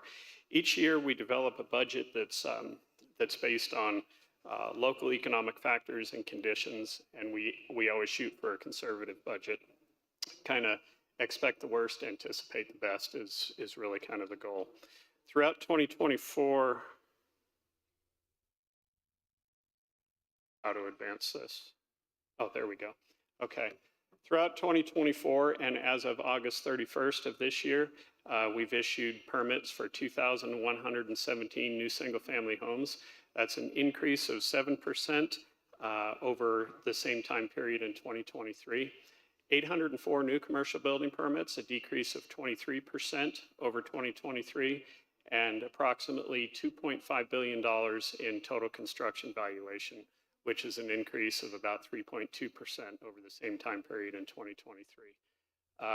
So far, we've conducted almost 235,000 inspections, which is an increase of 7% over 2023, and some of that's due to hailstorms. There have been some interesting trends. Multifamily construction, not on my slide here, but multifamily construction, we have issued permits for 783 units through August 31st. That's a decrease of 63% and 82% over the same time periods in 2022 and 2023. But one of the interesting things about that is while the number of units has decreased, the number of permits has not. Keep in mind when you issue a permit for a 200-unit apartment building, that's one permit. So same number of permits, decreased number of units. That indicates that the trend is to smaller multifamily construction, duplexes, triplexes, that type of thing. That's what we're starting to see a trend there. We had a number of accomplishments in 2024, still working on some of them. One of the biggest ones that I'd like to highlight is digital accessibility. As you all are aware, the state of Colorado passed some requirements for digital accessibility, and there are also federal requirements. We started working on this in 2023, and I'm proud to say that we met the requirements prior to the deadline. And all of our public web pages and also the subscription-based pages are in substantial compliance with WCAG 2.1 level AA. Further, we're continuing education with all staff because everything has to be accessible. This is an ongoing project that requires a lot of attention, and it's not an easy project, as I'm sure El Paso County is also aware. Another one that we didn't expect was in 2024, we were contacted by the State of Colorado. The department acts as the agent of the state for elevator and escalator inspections, and we have a memorandum of understanding with them to do that. They came down with some new requirements, and it was a substantial change in our processes for inspections, as well as how we record and keep all the data. We were able to achieve their requirements and exceed their requirements in advance of their deadline. And what I'm really proud of is the fact that the state is using Pikes Peak Regional Building Department as a model across the rest of the state for how to conduct elevator and escalator inspections. Moving forward into 2025, our single biggest expense and asset is our staff. So we will continue to focus on employees and their commitment to excellence. And we do this in a number of ways primarily through training. This budget does include a cost of living increase for our employees, but the remainder of the rest of it is a pay for performance. So there's continuous reviews, continuous working with staff, and if you do an exceptional job, then you're rewarded for doing an exceptional job. Online services for the public, for contractors, for our jurisdictions, as digital, as the industry grows, it relies more and more heavily on our website for accurate, up-to-date information, and we'll continue to enhance the website and build more features into the website moving into 2025. Just a brief slide here on kind of the permit and inspection trends. Some of the numbers I referred to earlier do sound like significant declines, but I think it's important to note that starting right around 2019 and 2020, we saw some significant increases, historical highs in activity in the Pikes Peak region. We do anticipate that we'll conduct upwards of 380,000 inspections in 2024 and issue approximately 80,000 permits throughout 2024. Moving into 2025, we do anticipate multifamily construction to slow down, continue to slow. We do anticipate an increase in single-family construction, and we also anticipate an increase in commercial construction, probably closer towards the end of the year. A couple of other highlights from the 2025 budget. There are no fee increases. We maintain the lowest fees in the state of Colorado for single family and second lowest for commercial. And we have not increased fees in 19 years and have no intention of doing so. The 2025 budget continues again the License and Rewards Program. And as of August 31st, 1,146 licenses or registrations have been renewed at no cost to the contractors. And those contractors have to be in good standing. Good standing means they don't have any administratively closed permits. They've been licensed or registered with the department for at least 3 years. And they get a reward for that, but it's beneficial to staff too, because that's almost 1,200 licenses that we haven't been involved in from a staff standpoint to get them renewed. So it's a reward for doing a good job. One of the areas we were able to trim the budget a little bit was decrease in cost of services, partially due to completion of our GIS project that's publicly available on our website. The budget does propose an increase in staffing for a total of 3 additional positions, 1 at the front counter, 1 in the IT department, and 1 in the licensing department. And just a summary here of our revenue and expenditures under the 2025 budget. The 2025 budget anticipates $22,096,169 in revenue. It's a balanced budget. It's an increase of 3.7% over the 2024 budget and a decrease of 2.45% over the 2023 budget. So it's kind of shooting right down the middle of those two. And if there are any questions, I'm happy to answer them. I do have Aaron Garcia, our Director of Finance here, who can answer any tricky questions. Are there any questions from commissioners? I'll just make one comment. Thank you for all that you do. After a miserable 3-year process, my mother-in-law is finally into her house in Las Vegas. They have multiple procedures, multiple departments. It's just amazing at how efficient we do it compared to how inefficiently it is done in Las Vegas. And it's very helpful to our builder community that it's done this way. So thank you. Thank you, Commissioner. I think that the way that Pikes Peak Regional Building is organized as a regional building department helps improve efficiency. And that's one of our goals, is to continue to increase efficiency. And I'll just add a huge thank you. Of course, I serve on the Regional Building Board along with one of our city counterparts and currently the mayor of Green Mountain Falls. And I think I can just clearly report to my colleagues and to the public that Regional Building does an amazing job of working very hard to provide quality services at a very low cost.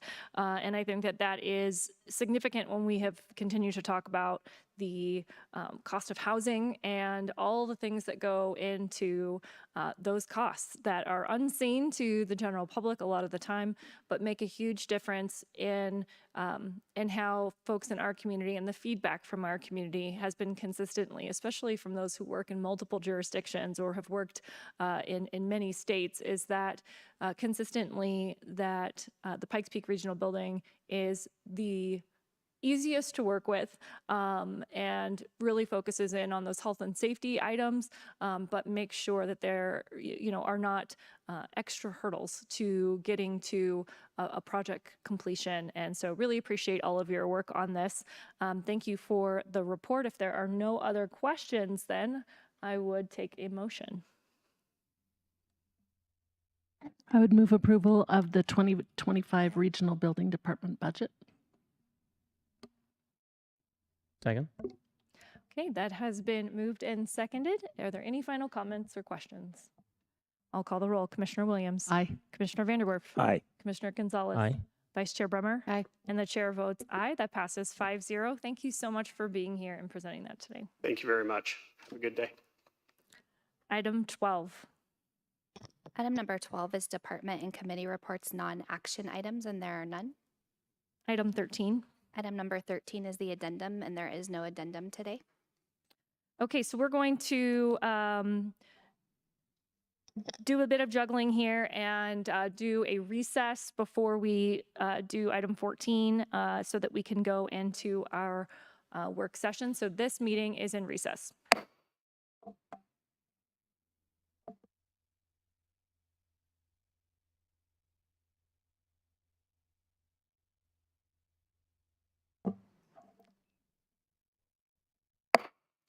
Good morning and welcome to the Board of County Commissioners work session on today, October 29th. This is here at Centennial Hall, but we are discussing today the Project One Vila tax increment finance request.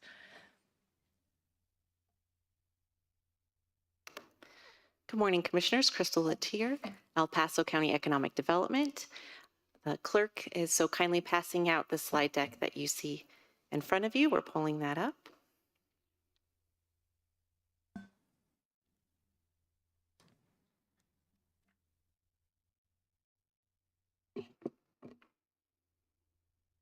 Thank you.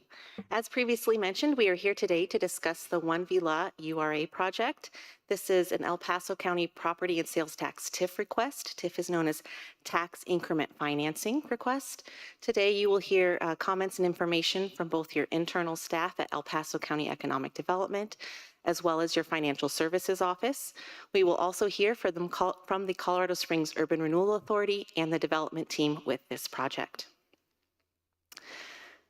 As a quick reminder, here at El Paso County, we have a diligent but effective and efficient process for any tax increment financing requests we receive.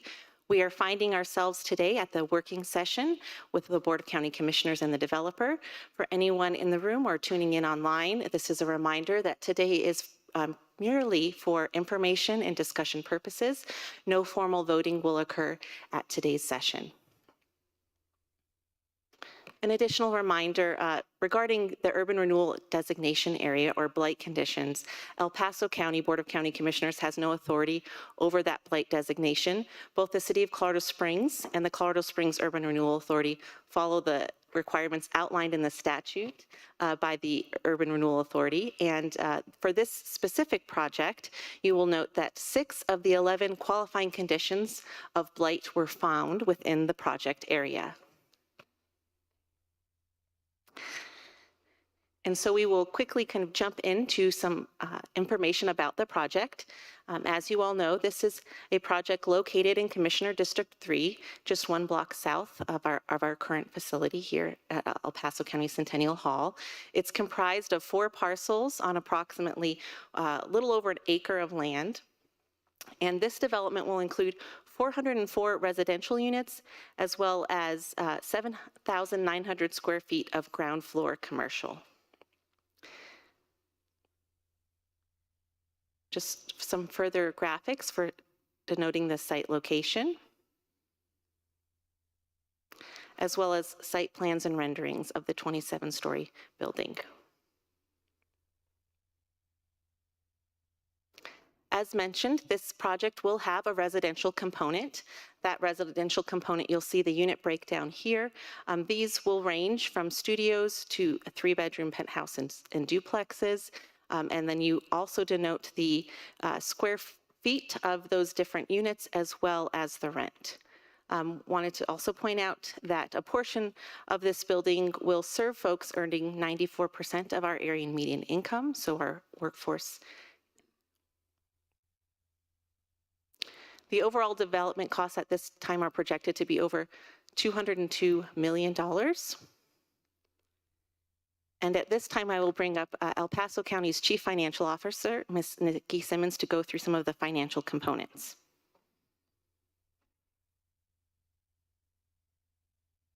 Good morning, Commissioners. Nikki Simmons, Chief Financial Officer. For this request, the project is requesting 100% of the county's property tax increment. Additionally, the initial request from the URA was for 75% of the county's 1% sales tax revenue.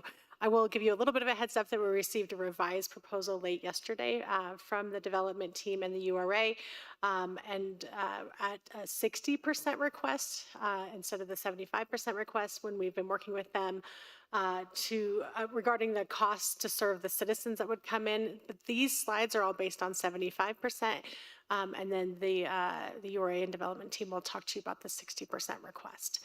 So at 75%, we did want to put this slide in here to show the ask from each of the entities. You can see that the total increment requests from all taxing entities is $20.5 million.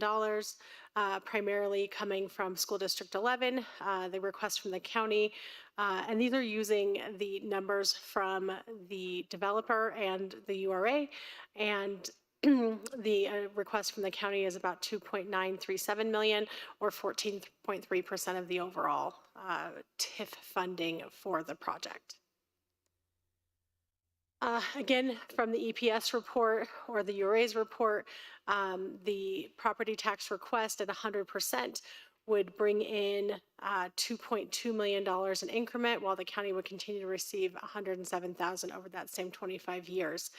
That being said, your county finance team continually, as always, we recalculate the numbers. And the reason we do that is, especially in the most recent years, we have issued a very low mill levy in order to stay compliant with Tabor and give property tax relief within those Tabor guidelines. So our mill levy that we issued, especially for 2023 taxes payable in 2024, was significantly reduced. And so when we go forward, when property values aren't rising as much as they were in that time frame, we will get closer back to our full mill levy, which is 8.46. So the recalculating an 8.46 mill levy, this project would generate about $2.89 million in property taxes over those 25 years. When you add that to the 75% portion of the sales tax, the total dollars that would go into this project are approximately $3.6 million. and the net present value of that calculation is $2.1 million. And that's important to know in order to understand the calculation of how much money in today's dollars are we talking about. So we're talking about $2.1 million in today's dollars, would be $3.6 million over the 25-year period. So the 75% request of the county's 1% sales tax from the taxes generated just on this site would be $717,000. That amount is approximately $28,600 a year over those same 25 years. There is no base sales tax in this area, as there's not currently sales tax being collected on that lot. So to talk about the financial impacts on El Paso County, this project is estimated to bring in somewhere around 515 new residents to the downtown area. There is not a significant impact to county infrastructure, as we aren't responsible for the infrastructure in this area. That is City of Colorado Springs' responsibility in an incorporated area. But the residents would still need county services that are provided to all the residents in El Paso County. So they're services that we provide to all citizens, and actually most county services are provided to all the citizens, such as human services, justice services, the sheriff's office, like the jail portion, the concealed handgun, those things, not the patrol. The patrol we do in unincorporated areas, public health, district attorney, the coroner, veteran services, clerk and recorder, services such as that is not a comprehensive list. So on average, the cost to serve a resident in an incorporated area is $342. That is just the general tax cost to serve those citizens. We assume those same residents would still pay their DMV fees, any other fees for parks, things like that. But those are the costs for the general services per incorporated citizen, for a total annual cost of $176,130 for those 515 residents in today's dollars. So with that, we put together just a chart of some breakdowns. These are just 25% increments. There is nothing that says you have to stick with one of these options. Everything is an option. If you decided to do a random number, we could look at that as well. Just wanted to put some options on the screen of 25% increments. So assuming 515 new residents and 404 units, you can see some dollars associated with the cost to serve those residents and the new revenue created by this property that would not be included in the TIF. And those things are things like the use tax on the construction materials to build the building itself, the costs or the revenue brought in by the new residents and the sales tax that they will spend that wouldn't be included in the TIF, that, those new residents would spend money in areas of downtown or even the rest of El Paso County that wouldn't be part of the TIF. It does not include any analysis of like the economic trickle effect of like if there's a new construction worker, that spends funding because they were able to have a job to build this building. It's not an economic analysis, it's the direct revenue from those residents. And so I want to point out something because the numbers will look like they're a little backwards, but they are not, I promise. Right here, when you see like a break-even number, it actually looks like the revenue is less than the cost to serve the residents, but somehow the net present value is a positive number. And the reason for that is that because of the way this project works, a lot of the revenue is front-loaded.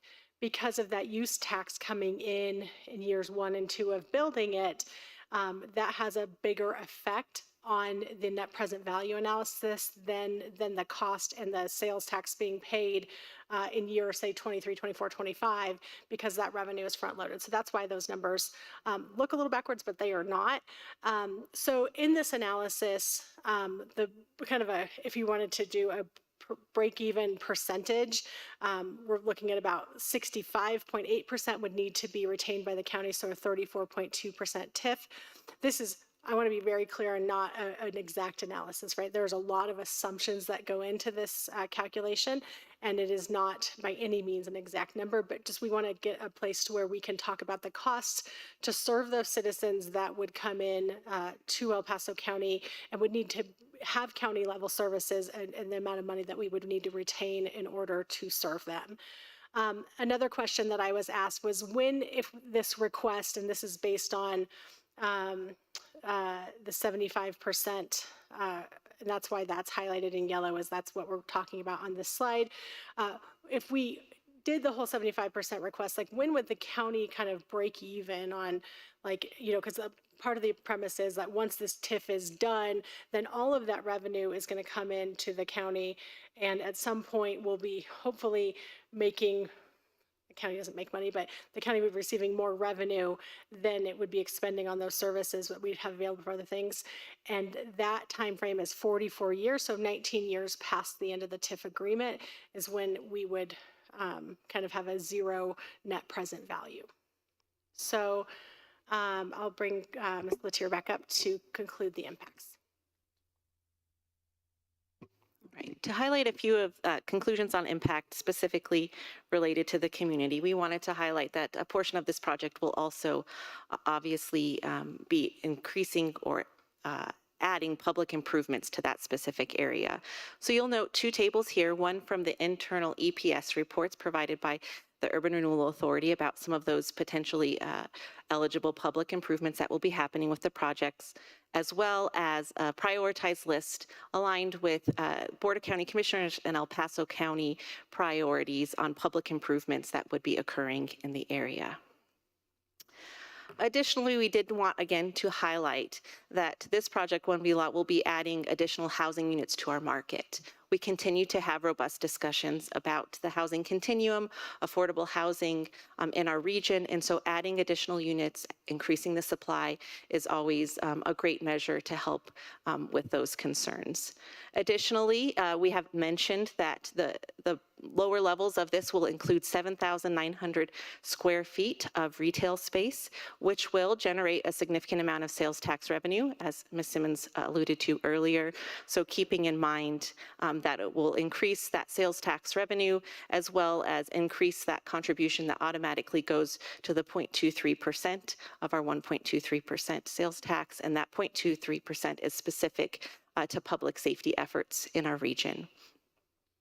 We've also mentioned earlier that at the conclusion of the TIF, that full sales tax revenue would then come back to the county. And at the onset of the construction, we are estimating that an additional amount of $1.2 million in use tax revenues would be coming to the county. This development will create many construction jobs during the development phase, as well as permanent jobs for the community, many tied to the great ecosystem we see at Catalyst Campus.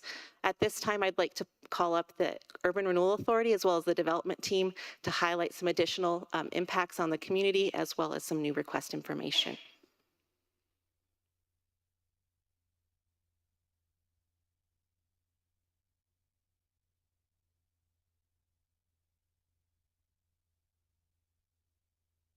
I'm trying to help you out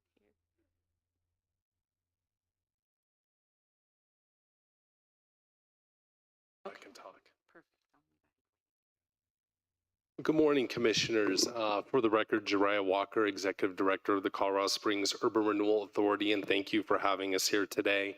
Wanted to make just a couple of introductions for people online and in the audience. We do have David Neville, who's the counsel to the Urban Renewal Authority, in the audience. We also have Kevin O'Neill, Andy Merritt, Julie Brooks, and Patrick Stevens in the audience as well, all with the development team. And then online, we do have Sarah Dunmeyer, who is the consultant that we hired with EPS to do the analysis of this project, as well as the condition study and the plan itself. As far as the timeline where we're at in the project, we are hoping to finish up with the library board within the next couple of weeks, and then we're hoping to get this done and voted on at council by the December board meeting is what we're gearing for right now. One just before Christmas as the final date. So with that being said, I will say that the Urban Renewal Authority and a lot of people that we've talked to in the community are excited about the influx of private capital that this project brings into our community. Not only in that, with all the ripple effects of jobs and increased sales tax and what it means to the community, we've always known that this has been a challenging area to develop in. It's obviously, when you walk around, you can see even some of our current URAs have not fully met. You know, even when we created them in 2018, there's just been a lot of market conditions and a lot more higher costs just to get these things out of the ground and vertical. One note I do want to mention as well, when you end up voting in this on your next meeting, this property is actually within the old Southwest downtown URA. That expires within a couple of years, but as a technicality, we will need to, if the commissioners do vote to approve the pledge agreement, we'll also need to put in place a side agreement that removes it from that Southwest URA into the newly formed One Vila URA. It's really administrative thing, but something that we would need to do. So I just want to say that on the record. So with that being said, we'll all be here to answer questions, but I'd like to invite up Kevin O'Neill shortly, and then he'll introduce a member of his team to be able to give the rest of the presentation. Thank you. Morning, County Commissioners. Thank you for your time today in considering our project. I won't speak too much about the details of the project. I'll leave that to Andy Merritt. Excuse me. I was born and raised here. It's been in business my whole life, small businesses, multiple sectors. 2008, my business career took me into the defense business. So we see engineers and scientists, business owners and small businesses all flourish in our community. I think there's over 200 of them now. In 2015, I started a project called the Catalyst Campus. Excuse me. One of the things I got a chance to work with are a lot of small businesses and government agencies. In fact, last week we had 14 separate government agencies in our community from around the country and over 50 businesses. Those agencies and those businesses, they need to live here. They desire to live here. The employees of the companies that we headquarter here all should, oh my God, thank you. Like I said, I'll keep it short. Those businesses need to house here. This product allows us to do that. This product diversifies our housing in our community. And I think it would be not only a great addition to our downtown, but a needed addition to our downtown as we recruit for our future. With that, just because of where I'm at, I'm going to turn it over to Anthony. Thank you, Kevin, and thank you, commissioners, for your time and allowing us to present the project to you today. So, you know, as Kevin pointed out, why are we starting with aerospace and defense industry? Because it's really it's what's motivated Kevin. It's why we're here today in big part. This project will not exclusively serve people in the aerospace and defense industry, so I don't want to create that impression. But it's the motivating factor behind why we're doing that. And I point these come from the Colorado Springs Chamber and EDC, but I point to the growth rate. The sector has experienced a 16% growth rate from 2017 to 2022 here in our community. We think we've played a part in that. As was mentioned by Jiraiya, Kevin, you know, and by Crystal, Kevin built the Catalyst Campus on the east side of downtown to serve the needs of this industry, to help generate new companies and grow high-tech jobs in this sector in our community. As you can see there, just from 2015 to 2021, the campus generated almost 2,600 jobs here in our community, at an average salary of the direct jobs being $128,000. These are good jobs. These are quality jobs. These help build our community and, as importantly, help build the downtown area here. I'm going to talk about two things, two kinds of people that are example of what this product is intended to attract to our community. The first one I'm going to share with you is a gentleman I met with about 2.5 weeks ago in Washington, D.C. He's a Special Forces veteran.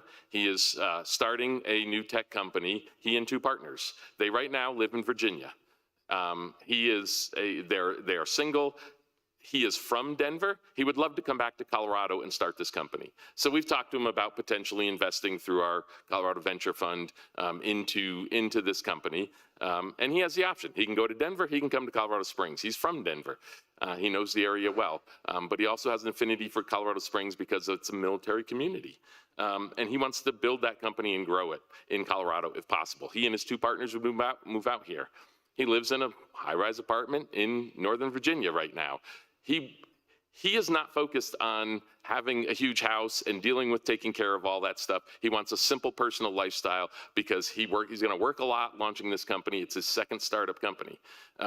This product, and we've talked about this product, would appeal to him greatly. It's a product we don't have in Colorado Springs. He would love a downtown setting where he could start his company at campus, be able to walk or ride his bike over to the campus when he's over there, work from home, work from his building, and be able to do that. So it's a product that fills a niche. This is not a product for everybody. We acknowledge that. This is a product that fills a specific niche in our community. Let me give you another example of the niche it fills. BlueStack started at Catalyst Campus in 2018, a tech company now employing about 140 people here in town. As you can see there, their average salary is about $160,000, 100% employer paid health care.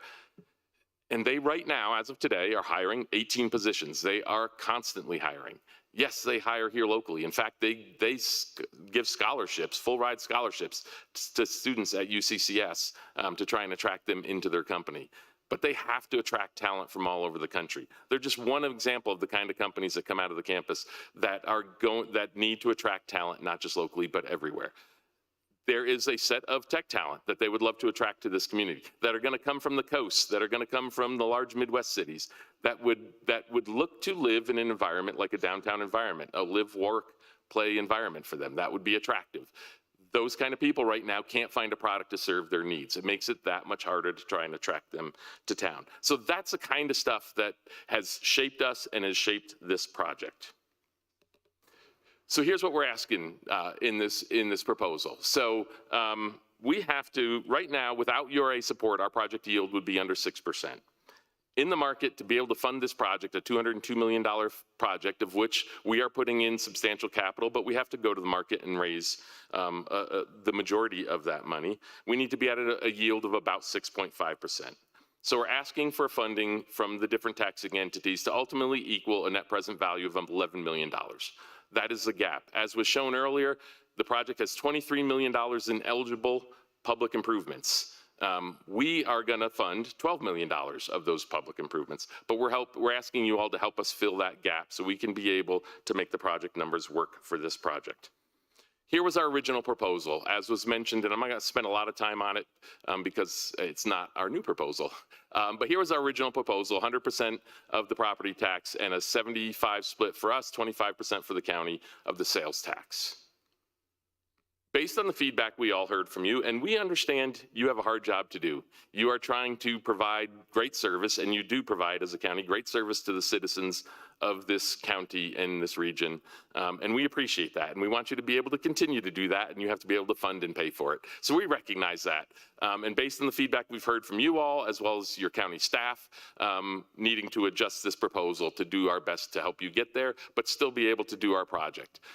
So we're proposing taking that down to 40% of the sales tax, the general fund sales tax. So if you look at this chart, between the PST tax, which you would retain of 100%, of course, and the 40% you would get, you would have slightly more than 50% of the total sales tax that the project would be generating.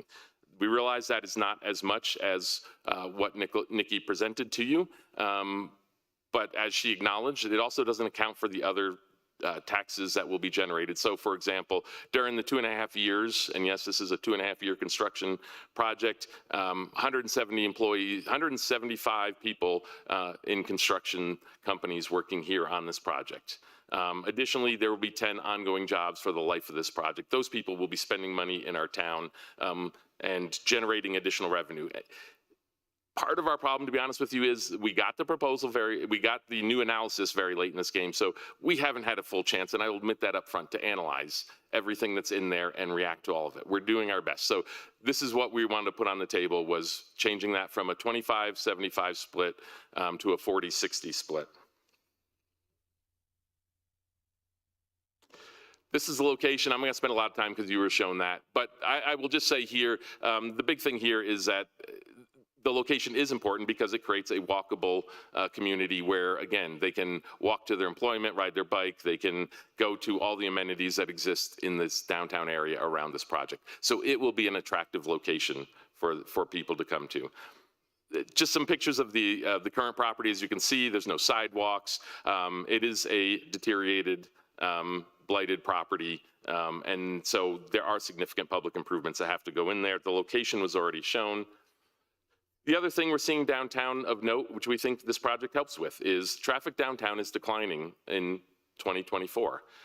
Overall, the traffic is down, and if you look at the non-food and beverage retail sales, down 4.26% year over year. Full-time residents being downtown generates more traffic for both restaurants, retail shops, all that sort of stuff. So the 404 units, the 500 people that will be living in this are more traffic that will be more regularly using downtown. We think this project helps contribute to creating dynamic neighborhoods in this area, in the downtown environment. As I've mentioned a lot of these things, so I won't spend a lot of time on them, but a larger, taller building has a smaller footprint. It's more efficient use of resources for our community, from public services like fire and police to water, things of that type that will all add to this. We also think we're going to deliver a unique product that doesn't exist in Colorado Springs, and again, will fill a specific niche. As you'll see, lots of glass on the project. That will help minimize the visual impact of this project. It's not a steel and concrete face to it. It's going to be a lot of glass and make it a very unique looking product, but also will help minimize the visual impact of it. You will also see it's going to provide a high-class amenities deck that does not exist in our community today. And I will point out that that amenities deck is available to all residents. So there's no differentiation. You've seen the units. There's a mix from lower end AMI rate units to very high end units, but everybody has the same access to all the amenities in this project.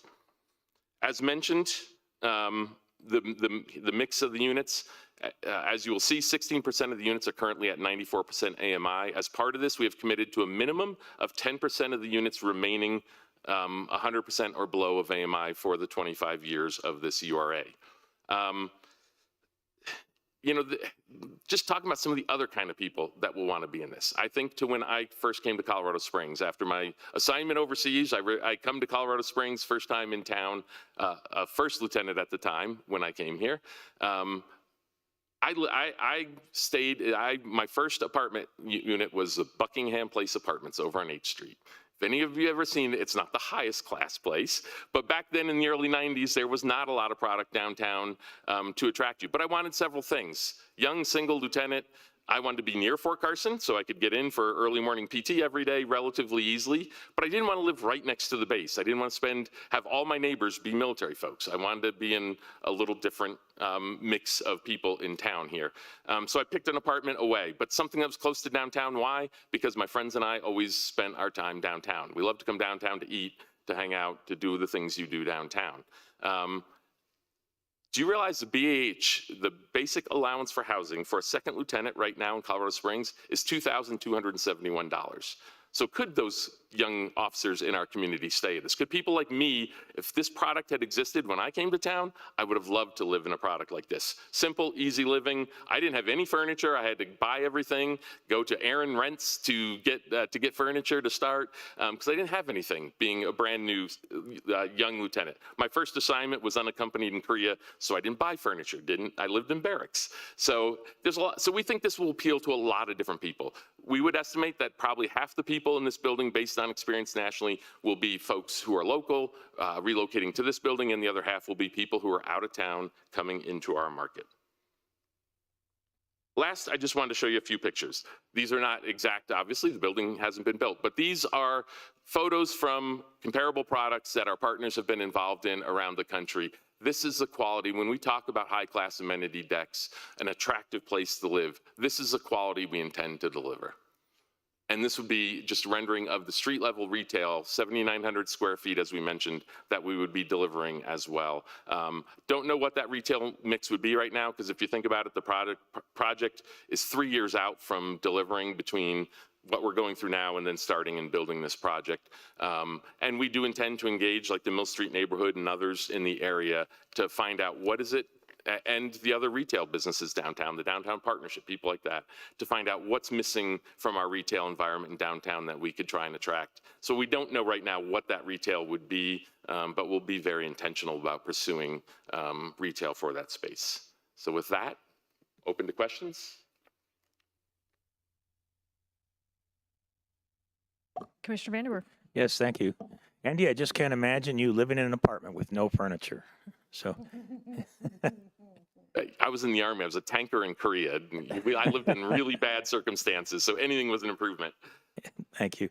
I just want to express my appreciation for the presentation today. We're making no decision, of course, but and also the offer that you all have presented at the 40%. So thank you for all of that. The renderings, of course, are not necessarily exactly what the building looks like, but the product looks really interesting to me. And certainly, it appears to me to be something that will contribute in a great way to our downtown development and so forth. I do have just one quick question on the slight downtick on utilization of restaurants and other visits. Do you have a sense of what's contributing to that? Is it an economy that is not growing like it was in recent past, or maybe there's nothing really that we can subscribe that to? I mean, that's, I think there's, are you just talking about, kind of retail and restaurants in general, or are you talking specific to the downtown core? That it was down from the previous year, if I heard right or read correctly, about 4% down. Yeah, so I mean, retail is just a challenging environment right now, and I think even with the economy and how restaurants are going, it's been a tough bump, especially even coming out of COVID. I think you're seeing a lot of those industries start to balance out a little bit right now, and hopefully coming into 2025, one of our favorite sayings really in the development world, or when it comes to bonding, capacity is survive until 25. That's something that we've been screaming for a couple years now. So I do expect coming out of this election going into 2025 that there'll be some better times ahead for businesses in these industries in particular. Happy to turn over that question to your economic development officer too, though, if she would like to weigh in. Thank you. I would agree with all the comments made by Mr. Walker. I would also say we saw a slight downturn in our tourism market as well. After COVID, lots of folks getting out and about, and so we're monitoring that closely as well. Thank you. Commissioner Williams. I think this is a fascinating project. I was speaking with Andy about it, and I do have a hard time placing myself in this younger generation. So my son, I remember when he got out of college, lived in an apartment in downtown Denver that was like probably your 8th Street apartment. I wouldn't hardly go visit him at all. It wasn't very nice, but he was always a minimalist, and that's paid off now as he saved a lot of money and he can now buy a house. But it's not a product I would expect to see, but I think that you do have the need for it. You have a lot of younger people coming into our tech industry, into our military industries, who would live in a place like this. And also the downtown as a whole, with the Widener Field and the switchbacks, it's just a whole different environment. I mean, I don't know the first thing about soccer except for you want to get the ball in the net. And those switchback games are just the social event of the week. Is when I started going to them, I found that out. And so I think it's a different type of tenant when we do get the Front Range Rail, which I'm not a huge supporter of, but I know that Governor Polis very much wants to see that. that gives us an opportunity to bring more people down to our soccer games and maybe send more people up to the Broncos games or the hockey games and maybe the Rockies games if they can get better. So I think it's a very fascinating project, a very fascinating idea. And I have always been a big fan of our downtown. I've lived here since '92. I've seen it come up and I've seen it go down and come up again. And I think that this will utilize it very well. I appreciate the willingness to reduce the money going towards the sales tax. These are hard projects for us to figure out because it is such a long time frame. And we want to protect future commissions as well as the taxpayers. And so I really appreciate all of the willingness. I appreciate the idea, and hopefully this will be a good product for future residents of our community to come and live in. Thank you. Commissioner Thank you, and Gonzalez. I just will note, as a season tickets holder for the Switchbacks, they're hosting a home playoff game this Saturday. Commissioner Gonzalez. Thank you, Madam Chair. So I appreciate the presentation and the collaboration working with with our team on coming in with a lower rate, and so it just shows the great collaboration I think that you guys have done. You come with credibility with the Catalyst Campus renovation. That whole area is I think a good example of how you've done good things like that and work with UCCS on other aspects. So I think that's a credibility you bring to our community that I greatly appreciate. And as someone who's voiced a couple of concerns on other projects in terms of redevelopment, this is clearly an area that has been blighted and needs to be redeveloped. And we have not quite yet seen it in that block or that area, the southwest downtown area. And so I'm appreciative of this because I do trust that it's something that you will develop and you get done in a couple of years, which is, again, I think really helpful for the renovating and redevelopment of this area right here. Thanks. Vice Chair Brummer. Thank you. I'm going to go back to that slide that Crystal always starts with, which shows our process. And I am greatly appreciative for the ever refinement of having applicants, the URA, and us armed with the proper information by putting all these steps in place. And I realized that it was a very quick turnaround on this particular one for between the informal meeting when some concerns were expressed from this board, and not necessarily concerns about the project, but concerns with our ability to ensure future viability of value and service and all of our core values that you see listed all over this building for all the citizens of El Paso County. So huge commendation, first of all, to the staff, Nikki and Finance and Crystal and your team for taking the input and the concerns, again, not project-based concerns, but just in general, really process of evaluating each of these projects in a way that makes sense for the county. And the way that it makes sense for the county won't be the same as the library district or a school district or the city. So realizing that most of these, the infrastructure value that was listed as great benefits to our community is wonderful. It's no doubt within city jurisdiction. So then we take a look at the sales tax and the services still provided here. And I think our finance team and Crystal did a really great job of basically taking feedback and commissioner concerns and helping to quantify those impacts in a way that we can have all the information we need to make a very good long-term decision. And then on the other side of that, I definitely appreciate the quick turnaround from the applicant, from the URA, and coming back with an understanding of what our role here as county commissioners is and how we will evaluate those impacts differently. I'm very hopeful, and I hope she's not going to shoot me from right there. I'm very hopeful that this can be a forward and transparent process with each of these.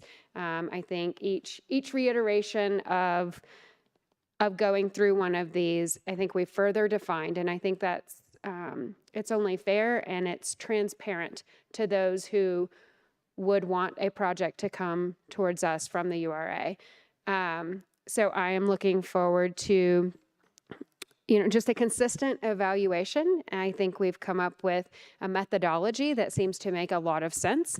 And I just appreciate the applicant's willingness to come with a modified request that helps us all get the job done with the interest that we're all responsible for. So I appreciate you all seeing the whole picture. I too am excited about what will happen in the future, kind of right outside our office windows here. So excited to see that come to fruition, and best wishes. Again, just thank you for being amenable and working very quickly with numbers. That's both internally and externally. And I'll just add with that, all of the comments by my fellow commissioners really reflect most of my own sentiments, but really appreciate the willingness to sit down, and hammer through some of these details, hear our concerns, and just in a very genuine way, we're all looking out for our community. I really appreciate that.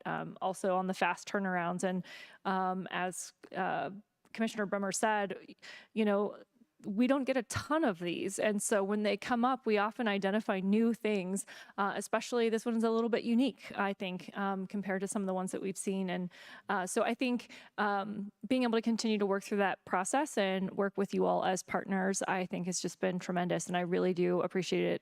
I also think, coming in and having a proposal after hearing from us really shows your dedication to ensuring that county services are well protected. Also appreciate a good argument. And by that, I mean solid arguments of why this project is important, why it works.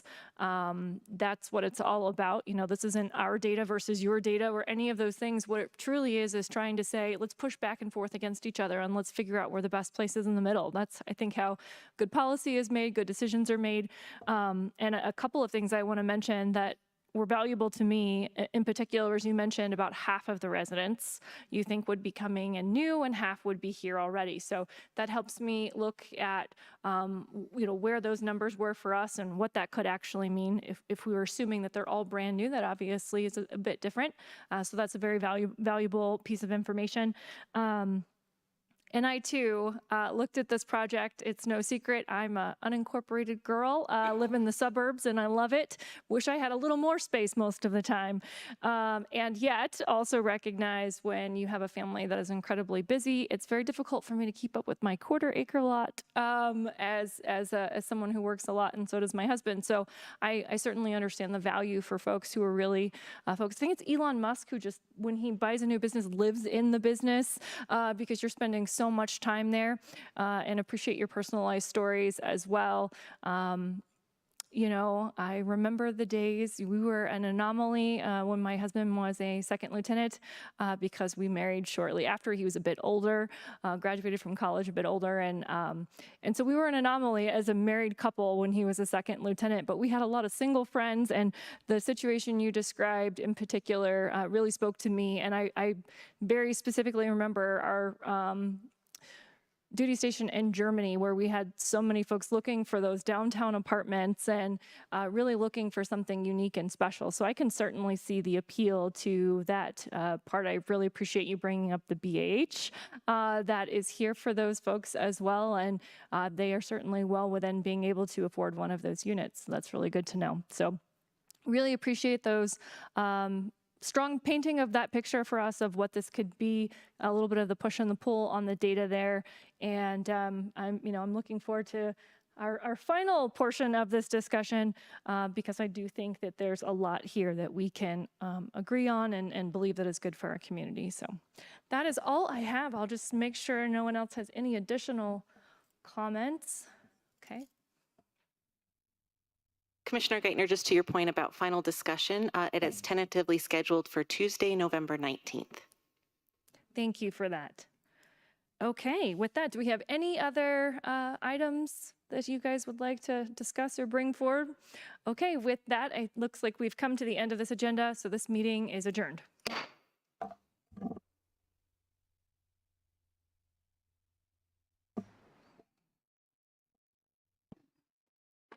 make sure. Good. Okay, we're going to return to our regularly scheduled Board of County Commissioners meeting, and we are on item 14. Item number 14 is the executive session. 14A, request for executive session pursuant to CRS 246402-4B and E for the purpose of holding a conference with the county attorney's office to receive legal advice on specific legal questions as further set forth below, and determining positions relative to matters that may be subject to negotiations, developing strategy for negotiations, and instructing negotiators regarding Colorado DHS modifications to the Colorado Child Care Assistance Program, CCCAP, resulting impacts to El Paso County and CCAP recipients, and the legal options available to El Paso County. Kenneth Hodges, County Attorney, and Dory Spots, Assistant County Attorney. I move we go into executive session for the purposes stated on the record. And I'll second. Okay, with that, I will call the roll. Commissioner Williams. Aye. Commissioner Vanderwerf. Aye. Commissioner Gonzalez. Aye. Vice Chair Brummer. Aye. And the chair votes aye. That passes 5-0. We are in executive session.